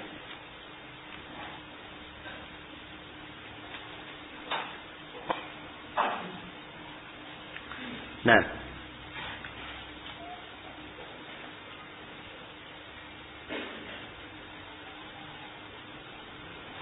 dan menurut Syekhul Islam Ibnu Taimiyah rahimahullah, yang benarnya yang dilakukan oleh para sahabat dua-duanya dibunuh. Yang di atas maupun yang di bawah dua-duanya dibunuh. Apakah dua-duanya sudah menikah atau belum menikah? Ya. Dan beliau sebutkan bahwa tidak ada silang pendapat di kalangan para ulama di dalam hal ini, di kalangan para sahabat dalam hal ini. Ya, sebagian dari mereka memandang bahwa cara membunuhnya dia dilempar dari tempat yang tinggi, ya. Kemudian dia apa? Diangkat ke tempat yang tinggi kemudian dilempar, dan sebagian lagi mengatakan bahwa dia dirajam. Ya. Dibunuh dengan cara apa? Dirajam. Jadi mereka hanya berbeda dalam sifat membunuhnya. Ya, adapun kalau membunuh semuanya sepakat untuk dibunuh. Nah, ini orang yang melakukan hubungan apa? Sesama jenis, ya, homoseks. Nah, kemudian dikatakan di sini oleh Syaukani rahimahullah, wa yu'azzaru man nakaha bahimatan. Ya, adapun orang yang melakukan hubungan dengan binatang, ya, maka ini diberikan ta'zir. Diberikan apa? Diberikan pelajaran. Ya, diberikan pelajaran padanya. Nah, di sini Syaukani memberikan ta'zir saja. Ada hadis yang menjelaskan bahkan sampai dibunuh. Ya, sampai dibunuh, tapi hadisnya ada kelemahan. Ya. Dan orang yang seperti ini, walaupun hadisnya ada kelemahan, tentunya tidak dibiarkan. Sebab ini bukan perbuatan yang apa? Perbuatan yang dilakukan oleh seorang yang berakal sehat. Ya. Maka dia harus diberikan ta'zir di dalam hal ini. Dan ta'zir itu akan datang itu kembali kepada siapa? Kembali kepada penguasa yang menentukannya. Baik. Kemudian kata beliau rahimahullah, wa yujladu al-mamluku nisfa jildal hur wa yahudduhu sayyiduhu awil imam. Ya. Kemudian kata beliau, dan hendaknya al-mamluk, ya, budak yang apa? Budak yang dimiliki, hendaknya budak yang dimiliki itu dicambuk, ya. Dicambuk kalau dia berzina, budak yang dimiliki berzina, maka dia dicambuk 1/2 dari cambukan apa? Orang yang bebas. Ya, kalau 1/2 apa? Berarti berapa kali dicambuk? 50 kali. Dia dicambuk 50 kali. Ini kalau dia budak ya. Nah. Baik. Kemudian yang menegakkan hukuman kepadanya boleh tuannya dan boleh siapa? Imam. Ya. Boleh imam. Dalilnya dalam hadis ini adalah hadis apa? Abi Hurairah yang diriwayatkan oleh Imam Al-Bukhari dan Imam Muslim. Ya, Rasulullah sallallahu alaihi wasallam berkata, "Idza zanat amatu ahadikum," apabila ya, budak salah seorang dari kalian berzina, fatabayyana zinaha, kemudian nampak zinahnya itu, fal yahuddaha al-had, hendaknya dia berikan padanya had, wala yusarrib 'alaiha. Ya, dan jangan dia apa menghinakannya. Tsumma in zanat falyajlidaha. Kemudian kalau dia zina lagi, cambuk lagi. Ya. Dan jangan dia menghinakannya. Kemudian wa in zanat as-salisa, kalau dia berzina lagi, maka apa? Ya, maka cambuklah berapa? Kalau dia berzina lagi hendaknya falyabiha, hendaknya dia jual. Walau bihabalin min sya'ab, walaupun hanya dengan harga satu tali dari rambut. Ya. Nah, maksudnya ini budak yang seperti ini tidak pantas apa? Tidak pantas lagi untuk dimiliki. Ya, tidak pantas lagi untuk dimiliki. Tidak membawa kebaikan untuk apa? Untuk pemiliknya. Nah. Ya, dan dalil bahwa budak ini hanya dicambuk seperempat, itu dalilnya ayat Al-Qur'an juga di surah An-Nisa. Fa idza ahsinna fa in ataina bi fahishatin fa alayhinna nisfu ma 'alal muhsanati min al-adab. Ya, kalau mereka mendatangi fahisyah, kekejian, maka mereka mendapatkan seperempat dari apa yang didapatkan oleh orang yang muhsanat berupa siksaan. Dia dapatkan apa? Seperduanya. Dan ada nas-nas yang lain ya di dalam hadis Rasulullah sallallahu alaihi wasallam yang menunjukkan tentang hal itu, seperti dalam Sahih Muslim dikatakan dicambuk berapa? 50 kali. Dicambuk 50 kali. Ya. Baik. Jadi yang ada pada perempuan ini itu hanyalah apa? Pada budak ini hanya dicambuk 50 kali. Ya. Kalau dia sudah menikah budaknya, apakah dia raja? Ya, jawabannya tidak. Sebab budak asalnya dimiliki, boleh digauli oleh apa? Tuannya. Jadi kata faida ahsinna itu bukan artinya muhsan bermana apa? Telah menikah, tapi muhsan bermana dia telah muslim, masuk Islam. Jelas ya? Baik. Ya, dan ini salah satu ketentuan. Ya, salah satu ketentuan yang menunjukkan bahwa perempuan itu mendapatkan siksaan ya seperempat dari apa? Seperempat dari ini salah satu hal yang menunjukkan bahwa perempuan itu dalam sisi hukum dia seperempat dari laki-laki. Ya, seperempat dari apa? Dari laki-laki. Ini dalam masalah apa ini? Ini salah satunya di dalam masalah bukan di sini ya. Ini budak lain lagi masalahnya. Baik. Akan datang nanti pembahasan di masalah yang lain. Baik. Saya ingin angkat semua masalah, bukan di sini tempatnya. Kemudian kita lihat di pembahasan berikutnya, jadi masalah dia nanti akan datang. Kemudian berikutnya kata Syaukani rahimahullah babus sarakah. Ini 11 pembahasan tadi ya, semuanya telah kita bahas. Ya. Kemudian kata beliau babus sarakah, bab tentang had pencuri. Ya, tentang had pencuri. Dan di sini ada 8 pembahasan yang perlu kita jelaskan. Yang pertama, syarat-syarat penjatuhan hukum terhadap orang yang mencuri. Nah, penjatuhan hukum potong tangan terhadap orang yang mencuri. Ya, sebelumnya dalil tentang mencuri ini adalah ayat Al-Qur'an tentang hukumnya. Allah berfirman, "Was-sariqu was-sariqatu faqta'u aydiyahuma jazaa'an bima kasaba nakalan minallah wallahu azizun hakim." Laki-laki dan perempuan yang mencuri, maka potonglah tangan keduanya sebagai balasan dari perbuatannya. Ya. Dan sebagai hukuman dari Allah. Dan Allah Maha perkasa lagi Maha bijaksana. Nah, ini dari Al-Qur'an yang menunjukkan tentang had seorang pencuri. Jelas ya? Iya. Dan akan kita sebutkan insyaallah taala sejumlah hadis yang menjelaskan tentang dipotongnya tangan seorang pencuri. Nah, Asy-Syaukani rahimahullah menjelaskan bagaimana ketentuan-ketentuan potong tangan terhadap siapa? Orang yang mencuri. Kata beliau, "Man saraqa mukallafan mukhtaran min hirzin rubu'a dinarin fasaidan quti'at kaffuhu al-yumna." Ini ketentuannya. Siapa yang mencuri? Perhatikan ya kalimatnya. Dia apa? Mencuri. Mukallafan. Dan dia adalah seorang yang apa? Mukallaf. Mukhtaran. Dalam keadaan dia apa? Sengaja melakukannya. Tidak dipaksa. Min hirzin. Dia mencuri sesuatu yang dijaga. Sesuatu yang dijaga. Ya, barangnya misalnya disimpan di mana? Di peti. Atau disimpan di lemari. Ya. Jelas ya, sesuatu yang terjaga. Rubu'a dinar. Dia mencuri 1/4 dinar fasaidan lebih. Ya. Maka quti'at kaffuhul yumna, maka akan dipotong tangan apa? tangan kanannya. Apa yang dipotong adalah telapak tangan kanannya. Ya, jadi ayat yang disebut wasariq wasariqatu, laki-laki dan perempuan yang mencuri, potonglah tangan-tangan keduanya. Tangan di sini yang dimaksud apa? Telapak tangan sampai ke pergelangan. Sebab itu yang mencuri, itu yang berbuat sampai situ saja. Tidak dipotong semuanya. Ya, jelas ya? Dan yang dipotong adalah yang kanannya. Yang dipotong adalah apa? Yang kanannya. Maka di sini disebutkan syarat-syarat. Nah, jadi kalau kita detailkan syarat-syarat seorang dipotong tangannya karena mencuri, ada beberapa apa? Ada beberapa syarat. Syarat yang pertama, ya, dia mengambil dengan bentuk yang apa? Bentuk tersembunyi, rahasia. Jelas ya? Bentuk tersembunyi. Karena itulah makna kata saraqah. Sebab saraqah itu artinya apa? Dia mencurinya tidak kelihatan, tidak ketahuan, atau dalam bentuk yang tidak nampak. Ya, kalau dia nampak bukan mencuri tapi apa? Merampok, ya. Ya. Atau apa?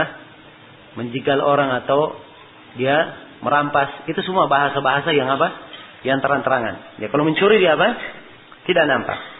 Nah, baik. Ya, kalau ada yang merampok, ya, maka ini bukan dia apa? Dipotong tangannya. Ada hukum lainnya. Kalau dia dia merampas, ini ada hukum lainnya, tidak dipotong tangannya. Jelas ya? Dan itu akan datang, Syukani sendiri akan menjelaskan nanti. Kemudian kata beliau, wa minal awsafi, baik, yang kedua, syarat yang kedua, barang yang dia curi itu adalah barang yang dihormati. Barang yang apa? Yang punya harga dan kehormatan. Ya, jelas? Jadi kalau barangnya misalnya adalah barang yang tidak terhormat seperti alat-alat musik, khamar, ya, atau babi, ya, atau bangkai, ada yang mencuri hal itu, maka ini ada potong tangan atau tidak? Tidak ada potong tangan. Jelasnya? Baik. Kemudian syarat yang kedua, disyaratkan yang dicuri itu mencapai nisabnya. Berapa nisab yang dicuri? Ya, 1/4 dinar. 1/4 dinar. Nah, atau dia di ukuran dahulu 3 berapa? 3 dirham. 1/4 dinar bermakna 3 dirham. Ya, atau apa yang semisal dengan uang di masa ini. Tanya saja 1 dinar itu ukurannya berapa 1 dinar? 4,25 gram. Jadi 1/4. 4,25 bagi berapa? Bagi berapa? Bagi 4. Ya, bagi 4 saja. Berarti 1 gram koma berapa? Waduh. Kurang cepat menghitungnya. Ya. Sekitar 1,6 begitu ya. Berarti ya 1,16. Ya. Sekitar itu. Baik. Atau 1,6. Ya, 1,6. Kalau 1,6 lebih ya, berarti 1,16. Iya. Atau 1,06. Ya. Begitu ya? 1,06. Ya, 1,06. So, kalau dibagi kali 4 ya berarti 25 kan? Baik. Jadi dihitung saja harganya berapa? Ya, misalnya 4,25 gram itu harganya dengan rupiahnya berapa? Ya, 1 gramnya anggaplah terhitung 200.000. Ya, berarti dapat berapa dia? 850.000. 850.000 bagi 4. Nah, 850.000 bagi 4 dapat berapa? 200. Ya, 211.000 sekitar itu. Ya, jelas ya? Baik. Kemudian yang ke berapa? Yang keempat. Syarat yang keempat, ya. Hendaknya dia mencuri, syarat yang keempat dipotong tangannya kalau dia mencuri dari tempat disimpannya harta. Itulah bahasa yang disebut oleh Syukani di sini min hirzin. Dan hirz itu adalah tempat yang biasanya harta disimpan di situ. Ya, jelas ya? Harta yang disimpan di situ, disimpan di lemari, tempat uang, ya. Jelas? Tapi kalau dia mencuri di tempat terbuka misalnya, hal yang terbuka di luar rumahnya, ya, di dalam rumah tapi ya dia tetap di luar terpasang, ini tidak masuk di dalamnya. Baik. Kemudian yang ke berapa? syarat yang kelima, ya, syarat yang kelima tidak ada syubhat. Ya, di dalam apa? Pencuriannya ini, tidak ada syubhat di dalam apa? Di dalam pencuriannya. Nah, ini berapa syarat? 5 syarat. Dan Syaukani sebutkan di sini mukallafan mukhtaran. Dan ini syarat pada semua hal yang lainnya, sebab dia harus mukallaf dan harus apa? Harus dalam keadaan dengan pilihannya sendiri. Adapun kalau dia dipaksa tidak ada hukum terhadapnya. Baik, adapun tentang syarat-syarat ini, ya ini diterangkan ya di dalam hadits-hadits Rasulullah Sallallahu Alaihi Wasallam tentang ketentuan dan harusnya dia dengan syarat yang disebutkan oleh Syaukani rahimahullahu taala. Ada yang haditsnya dalam riwayat Bukhari dan Muslim, ya yuqtal yadus sariq fi rubu' dinar fasaidan. Ya. Tangan seorang pencuri itu dipotong pada 1/4 dinar atau lebih. 1/4 dinar atau apa? Atau lebih. Nah, demikian pula datang di dalam beberapa riwayat yang menunjukkan bahwa dia harus dari apa? Dari hirz, dari tempat penyimpanan. Dan ini dalam hadits yang apa namanya juga dihasankan oleh para ulama atau dikuatkan oleh para ulama. Nah, dan syarat yang lainnya syarat yang lainnya adalah hal yang dimaklumi. Kemudian berikutnya kata Syaukani rahimahullah, ya.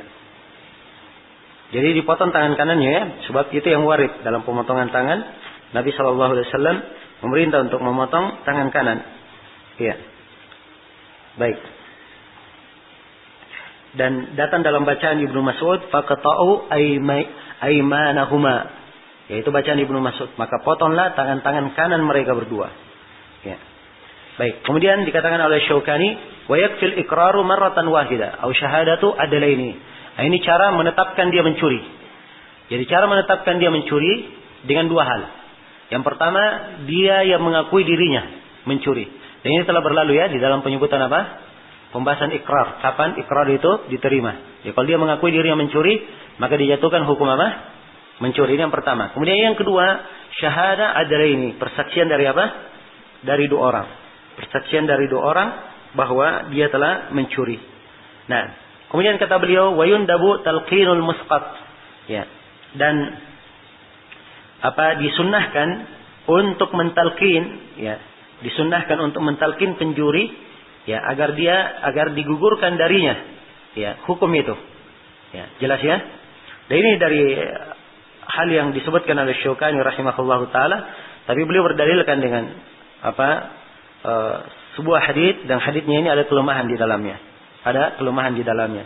Dan beliau sebutkan bahwa ada asar dari sahabat yang menunjukkan tentang ini, ya. Nah, ada asar yang menunjukkan dari sahabat yang menunjukkan tentang hal ini.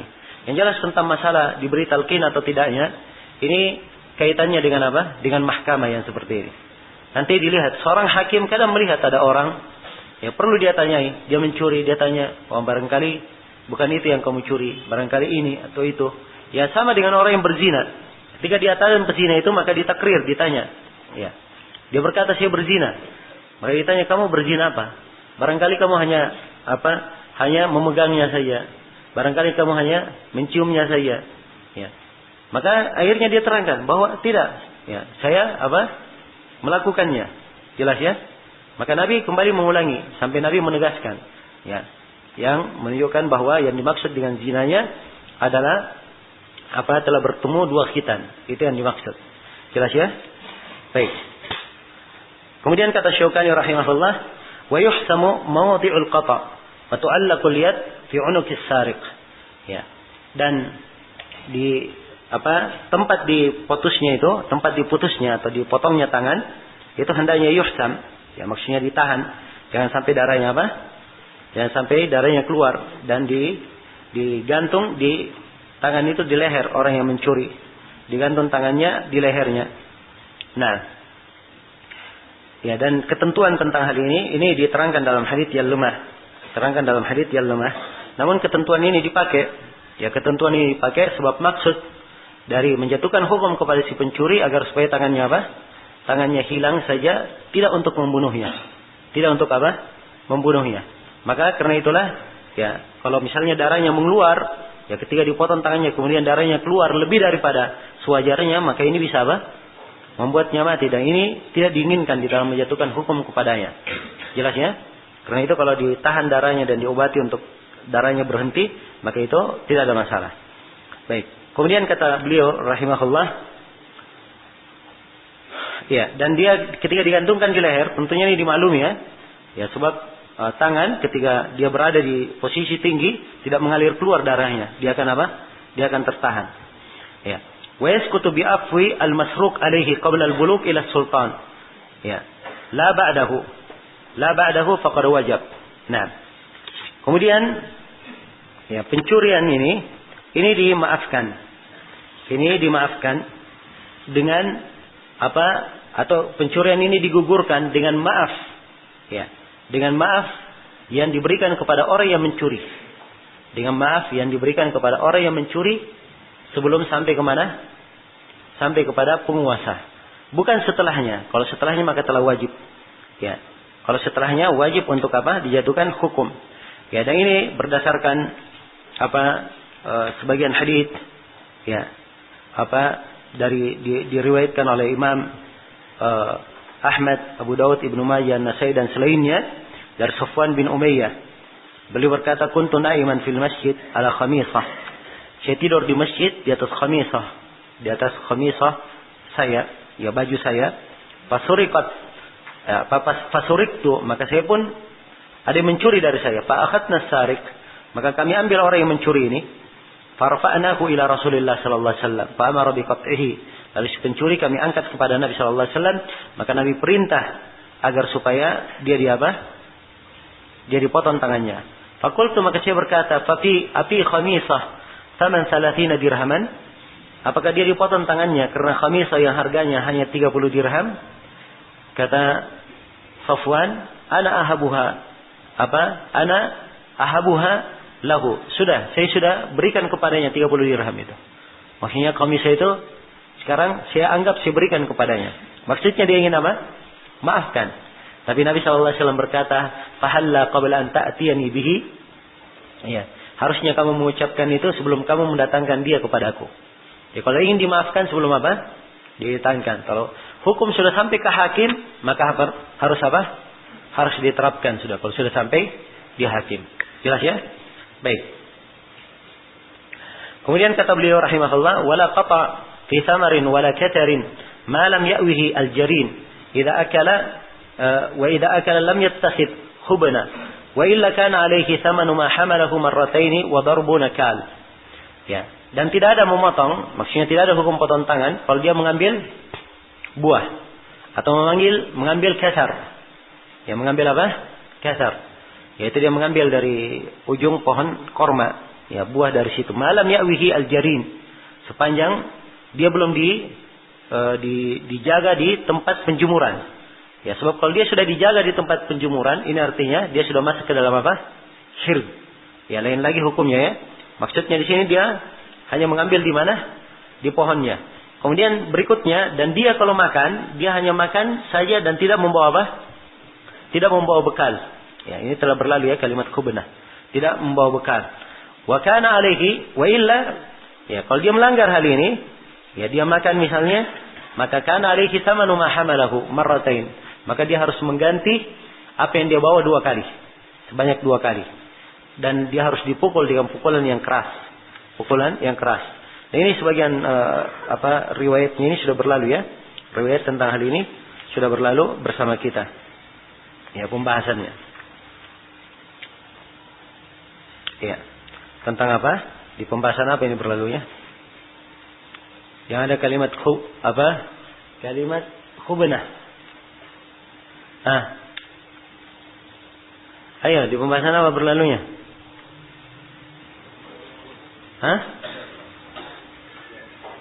Pembahasan luqatah? Bukan di luqatah. Terus? Di mana berlalunya? Apa? Itulah pembahasan apa itu yang makin punya orang. Apa? Baik. Di dalam bab abdi apa? Labas.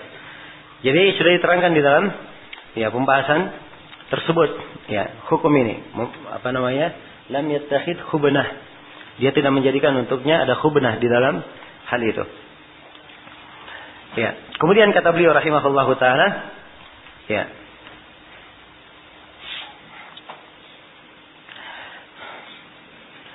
Kata beliau, walaysa 'alal kha'in wal muntahibi wal mukhtarisi qat'un. Ya, tidak ada terhadap pengkhianat. Ya, ini khain ya, dia berkhianat. Dia tadinya diberi amanah, kemudian dia bawa lari. Ya, misalnya. Dia bawa lari, dia berkhianat. Nah, ini lain lagi. Ini tidak dipotong tangannya. Ya, tapi dia diberi hukuman lain. Jelas ya? Wal muntahib. Demikian pula orang yang apa? Orang yang merampas. Ya, wal mukhtalis. Al mukhtalis ini orang yang menyambar, menjamret. Ya. Qat'un, tidak ada potongan terhadapnya. Sebab ini seperti yang kita terangkan tadi, dia mengambilnya apa? Ya. Dengan terang-terangan mengambilnya secara paksa. Maka ini lain lagi hukumnya. Nah, lain hukumannya. Akan kita lihat ya hudud yang lainnya. Baik. Kemudian kata beliau, kalau tidak ada di hududnya di situ, berarti dia masuk ke dalam bab ta'zir, menjatuhkan hukumannya. Kemudian kata beliau, waqad sabata al-qat'u fi jahdil 'ariyah. Demikian pula telah sabit hukum potong tangan ini bagi orang yang mengingkari 'ariyah. Ya, misalnya sudah berlalu pembahasan 'ariyah. 'Ariyah itu apa? Pinjaman. Sekarang diberi pinjaman. Dia minjam. Dia ingkari bahwa orang ini apa?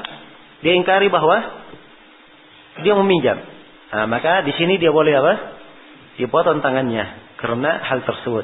Sebagaimana hadits Aisyah riwayat Bukhari dan Muslim tentang perempuan apa? Al-Makhzumiyah itu yang meminjam perhiasan. Lalu dia mengingkari bahwa dirinya meminjam perhiasan. Maka Nabi SAW perintah supaya dipotong apa? Tangannya. Nabi perintah supaya dipotong tangannya. Ini kalau dia pasti dia meminjam dan telah syah dia ada meminjam, kemudian setelah itu apa? Dia mengingkarinya, maka dijatuhkan juga hukum potong tangan terhadapnya. Kemudian berikutnya kata Syaukani rahimahullahu taala, babu haddil qadhaf. Bab tentang had apa? Al-qadhaf. Al-qadhaf adalah orang yang menuduh. Ya. Orang yang menuduh orang baik-baik dituduh apa? Dituduh berzina. Itu yang disebut dengan nama al-qadhaf. Nah. Ya, kalau dari sisi definisi yang disebut oleh al-fuqaha, al-qadhaf adalah tuduhan berzina atau tuduhan melakukan homoseks, ya, melakukan hubungan sesama jenis kepada seseorang. Itu yang disebut dengan nama apa? Al-qadhaf, kepada seseorang yang apa? Lepas dari tuduhan itu. Ya, jadi dia pada dua hal. Kalau dia menuduh seorang berzina, ini sepulan si berzina misalnya, maka ini menuduh namanya. Ya, atas ini sepulan melakukan perbuatan apa? Ya, sesama jenis, ini tuduhan namanya, qadhaf. Maka kalau dia menuduh, dia harus membawa apa? Membawa 4 saksi. Inilah pendalilannya di dalam ayat. Sebab al-qadhaf ini adalah hal yang yang diharamkan, hal yang sangat diharamkan. Menuduh orang baik-baik berzina. Ya, dia diberikan hukuman di dunia dan diberikan hukuman di mana? Di akhirat. Hukumannya di dunia Allah berfirman, "Walladzina yarmuna al-muhsanati ثم لم يأتوا بأربعة شهداء فجلدوهم 80 جلدة ولا تقبلوا لهم شهادة أبدا وأولئك هم الفاسقون." Orang-orang yang menuduh perempuan-perempuan baik-baik, dia tuduh berzina, lalu dia tidak mendatangkan 4 saksi, maka cambuklah mereka 80 apa? 80 kali cambuk. Dan jangan terima persaksian mereka selama-lamanya. Dan mereka inilah orang-orang yang fasik. Orang-orang yang fasik. Nah, ini hukuman di dunia. Adapun hukuman di akhirat, Allah telah berfirman, "Innal ladzina yarmuna al-muhsanatil ghafilatil mu'minat lu'inu fid dunya wal akhirah wa lahum adzabun 'adzim yawma tashhadu 'alaihim alsinatuhum wa aydihim wa arjuluhum bima kanu ya'malun yawma idzin yuwaffihimullahu dinahumul haqq wa ya'lamuna annahu huwal haqqul mubin."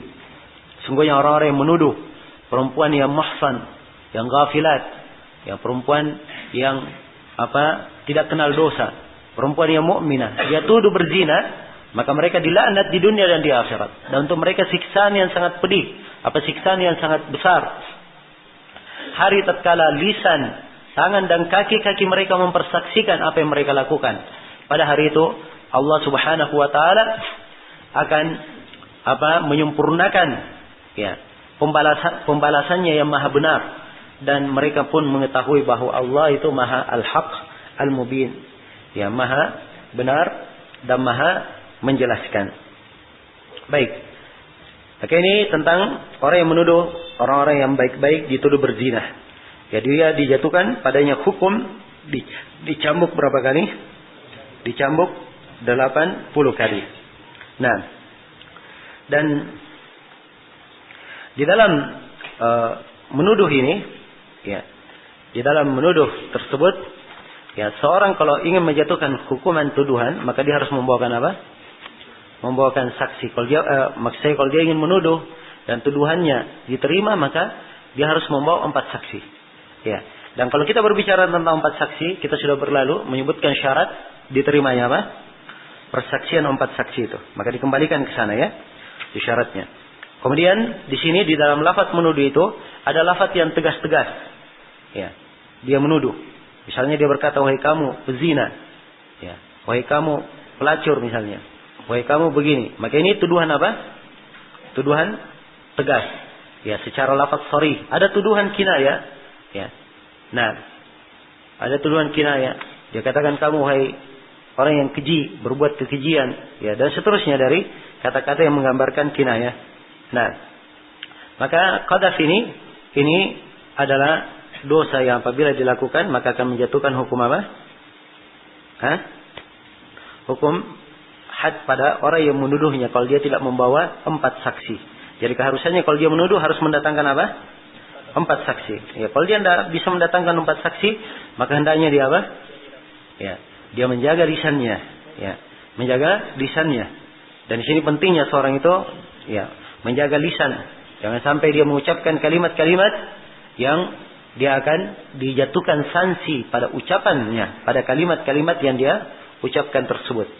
Jelas ya? Baik.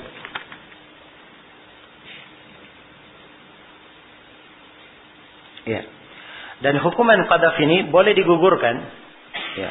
Boleh digugurkan dari orang yang apa? Orang yang menuduh apabila orang yang dituduh dia memaafkan dan menggugurkannya. Ya, itu yang pertama. Kalau dia memaafkan atau menggugurkannya. Kemudian yang kedua, dan orang yang dituduh dia mengakui. Kalau orang yang dituduh mengakui, maka ini sudah apa? Ya, sudah menggugurkan ya hukuman tersebut. Kalau dia mengakuinya. Baik. Jelas ya?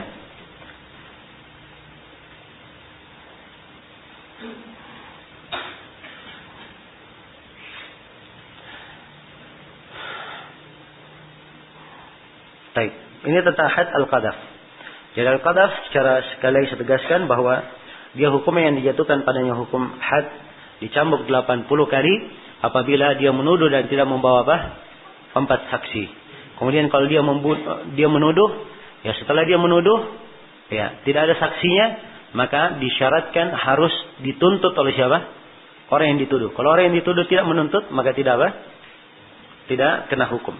Ya, kalau tidak dituntut oleh orang yang menuduh. Ya, baik. Kemudian berikutnya kata Asy-Syaukani rahimahullah, atau kita baca dulu ucapan Asy-Syaukani. Kata beliau rahimahullah, man rama ghairahu bizina wajib alaihi haddul qadzaf 80 jaldah.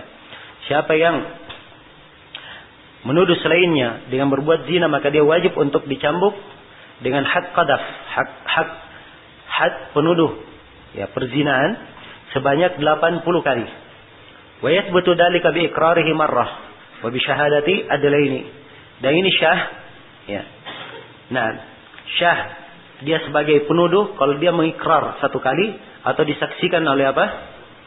Oleh 2 orang. Jadi si penuduh ini ya, dia dikenakan hukum kalau dia mengakui.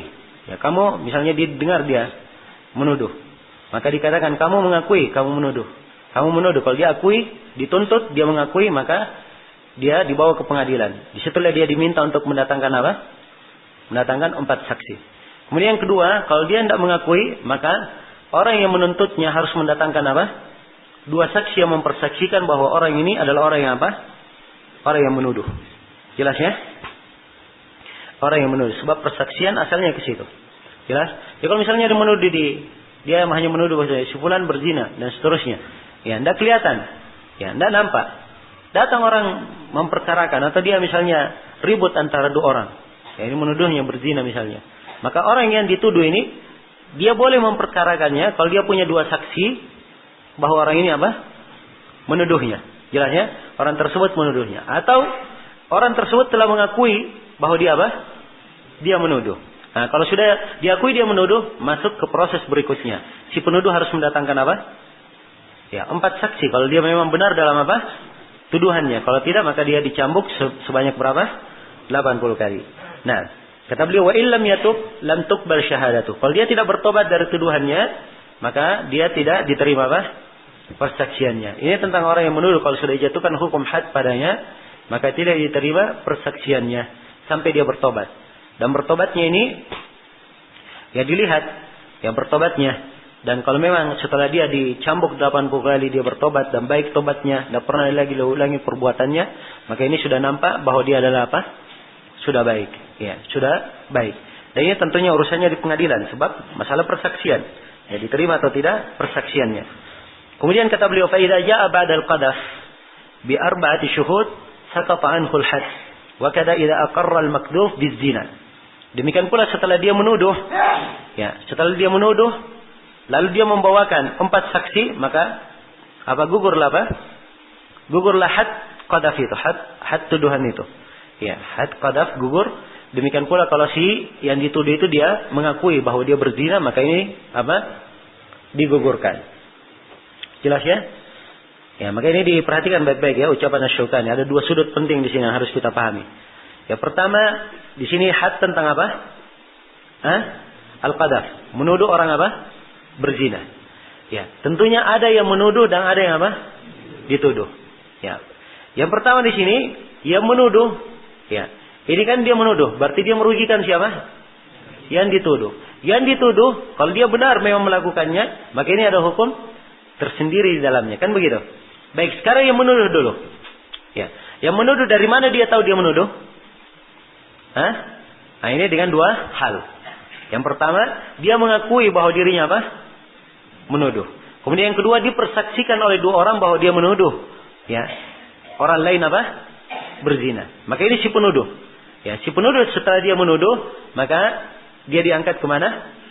Ke pengadilan. Ya, diangkat kemana? Ke pengadilan. Ya, diangkat ke pengadilan. Di sinilah dia diadili sebagai orang yang apa? Menuduh setelah dia pasti bahwa dia apa? Setelah dipastikan bahwa dia menuduh. Orang yang menuduh, ya, dia harus membawakan apa? 4 saksi untuk menunjukkan bahwa si fulan itu atau si fulana apa? Berbuat perzinahan. Nah, kalau dia tidak membawakan saksi, maka dilihat orang yang dia tuduh ini diakui berzina atau tidak. Jelas? Kalau diakui berzina gugur apa? Gugur had. Ya. Kalau tidak diakui, maka si penuduh tidak punya apa? Tidak punya saksi, dia harus dicambuk berapa kali? 80 kali. Nah, karena itu jangan sembarang ya main tuduh-tuduh orang saja. Ya, ini di dalam syariat kita subhanallah hal yang sangat luar biasa dan diperhatikan. Ya, berbeda dengan sekarang ini. Ya, gosip, ya. Itu sudah tersebar. Bahkan subhanallah sekarang ini gosip itu gampang sekali. Orang gosip ya sekarang bisa sampai ke ujung dunia. Ya, ke ujung dunia gosipnya bisa nyampe. Ya, subhanallah. Nah, maka ini hendaknya di masa ini seorang lebih pandai lagi menjaga lisannya. Ya. Dan apa yang lisan itu diibaratkan dengan tulisan. Ya. Hendaknya semuanya dijaga dan diperhatikan.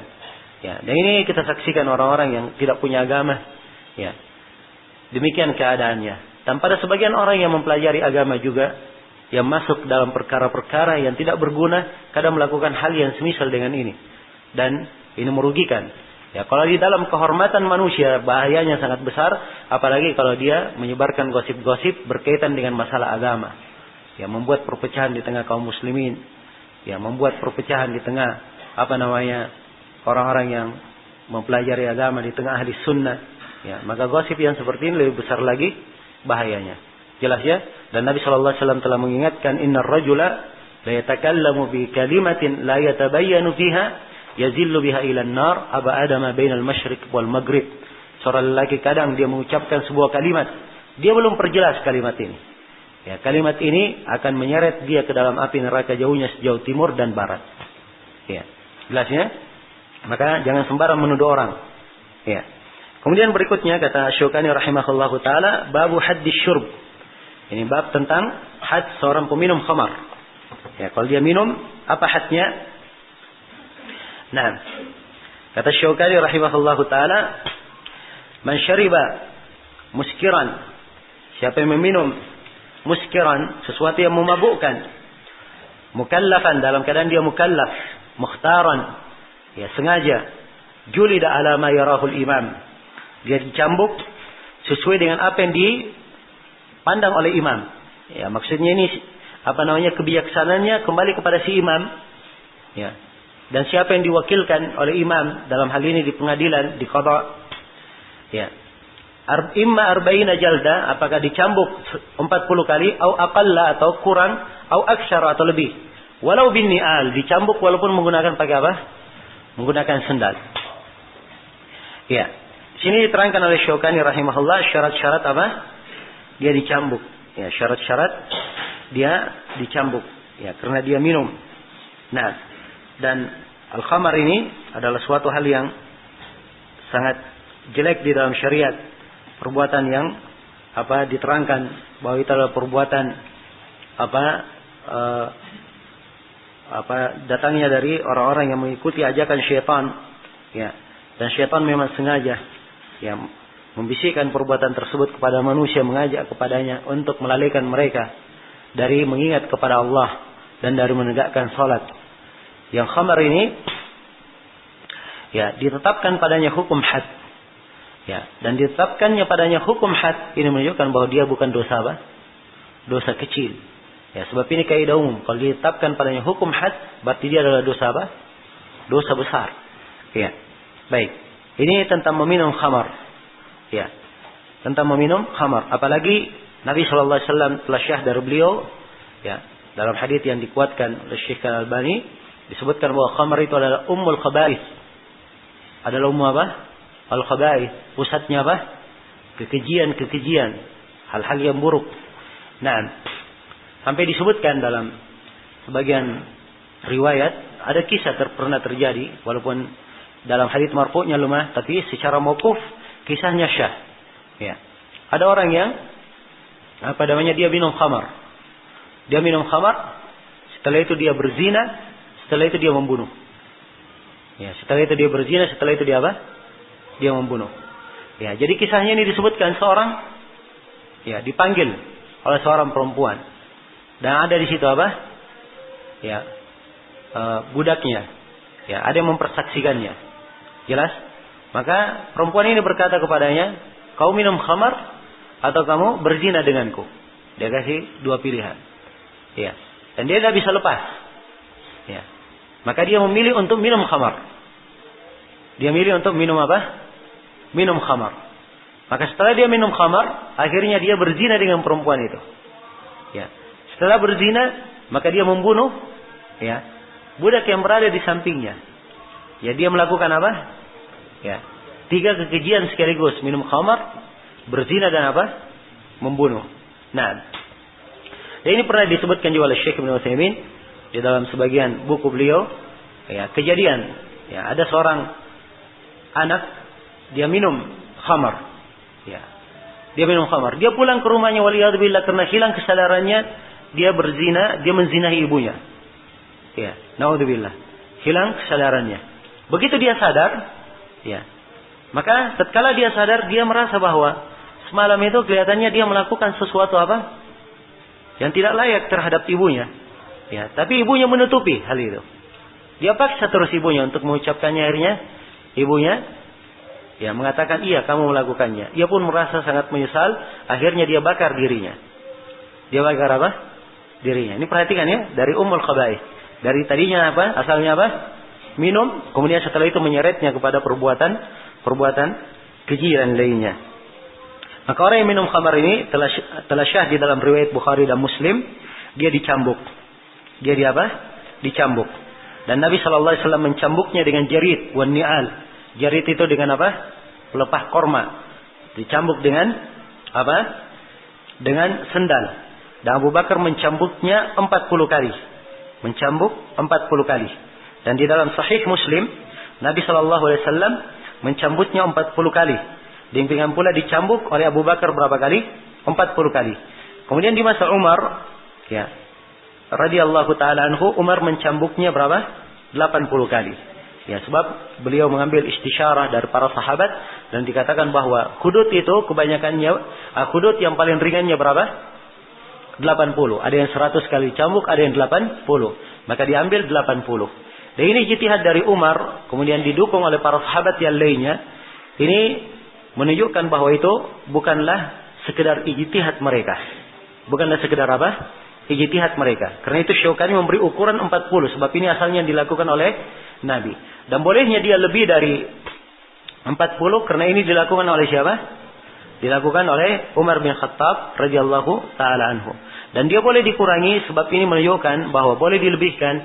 Ini menunjukkan bahwa batasan 40 itu adalah ijtihadi. Itu adalah pembatasan ijtihadi yang dilihat kepada seorang yang apa? Seorang qadhi yang melihat di dalam masalah, yang memandang di dalam masalah tersebut. Jadi sekarang disebutkan di sini syarat yang ditegakkan padanya hukum minum khamar, dia syariba. Dia minum muskiran, sesuatu yang apa? Memabukkan. Mukallafan, dalam keadaan dia mukallaf. Ya, dalam hal ini. Nah, mukhtaran, dia tidak dipaksa. Dia tidak dipaksa. Baik, hukum dijatuhkan ya dengan ketentuan-ketentuan ini pada si peminum. Ya, itu ditentukan syaratnya. Adapun hukum khamar itu sendiri, hukum orang yang minum khamar itu sendiri, itu akan ditegakkan pada seseorang apabila dia mengakui bahwa dia apa? Meminum. Itu yang pertama. Kemudian yang kedua, dia disaksikan oleh dua saksi bahwa dia apa? Bahwa dia minum. Disaksikan oleh dua saksi. Maka di sini muncul permasalahan lainnya sama dengan permasalahan zina. Ya, seorang perempuan tidak diketahui dia berzina, tidak ada yang menuduhnya, tidak ada yang melaporkannya. Tapi dia hamil. Ya. Dia hamil, tidak ada suaminya, ya, dia juga bukan budak, tiba-tiba hamil. Ini menunjukkan bahwa dia apa? Melakukan perzinahan. Dan ini fatwanya para sahabat, dia apa? Dia dicambuk setelah apa? Setelah dia melahirkan. Dicambuk setelah dia melahirkan. Nah, sama di sini dengan peminum khamar. Ya. Dia tidak mengakui dirinya. Ya, tidak ada yang mempersaksikannya. Tapi dia terlihat di jalan, ya jalannya apa? Jalannya sedang teler dia. Ya. Kemudian dicium bau mulutnya, tercium bau apa? Bau khamar. Ya, apakah boleh ditegakkan padanya? Ya, yang benarnya bahwa boleh ditegakkan padanya hukum. Dan Ibnu Al-Qayyim berdalilkan dalam hal ini sebab itu adalah ketentuan yang ditetapkan oleh Umar dan Ibnu Mas'ud. Ya, sekedar dicium bau khamar di mulutnya, dia juga dicambuk dan tidak ada yang menyelisihi dua orang sahabat ini dalam hal ini. Ya, dan ingat ya, apa yang datang dari para sahabat, ya, kalau dia tidak bertentangan dengan nas, ini kaidah umum ya, mengukur apa yang datang dari para sahabat. Ya, apa yang datang dari para sahabat, kalau dia tidak bertentangan dengan nas, ya, dan apa yang dilakukan oleh para sahabat ini bukan semata ijtihad mereka. Ya, kemudian tidak diketahui ada yang menyelisih sahabat tersebut di dalam hukum itu, maka di sini apa yang datang dari sahabat itu adalah hujjah yang dipakai apa? Berhujjah. Ini terpenuhi ketentuan dan syarat di sini. Nah, jelas ya? Baik, ini tentang had orang yang meminum apa? Meminum khamar. Nah, baik selesai ya. Kita cukupkan dalam di sini.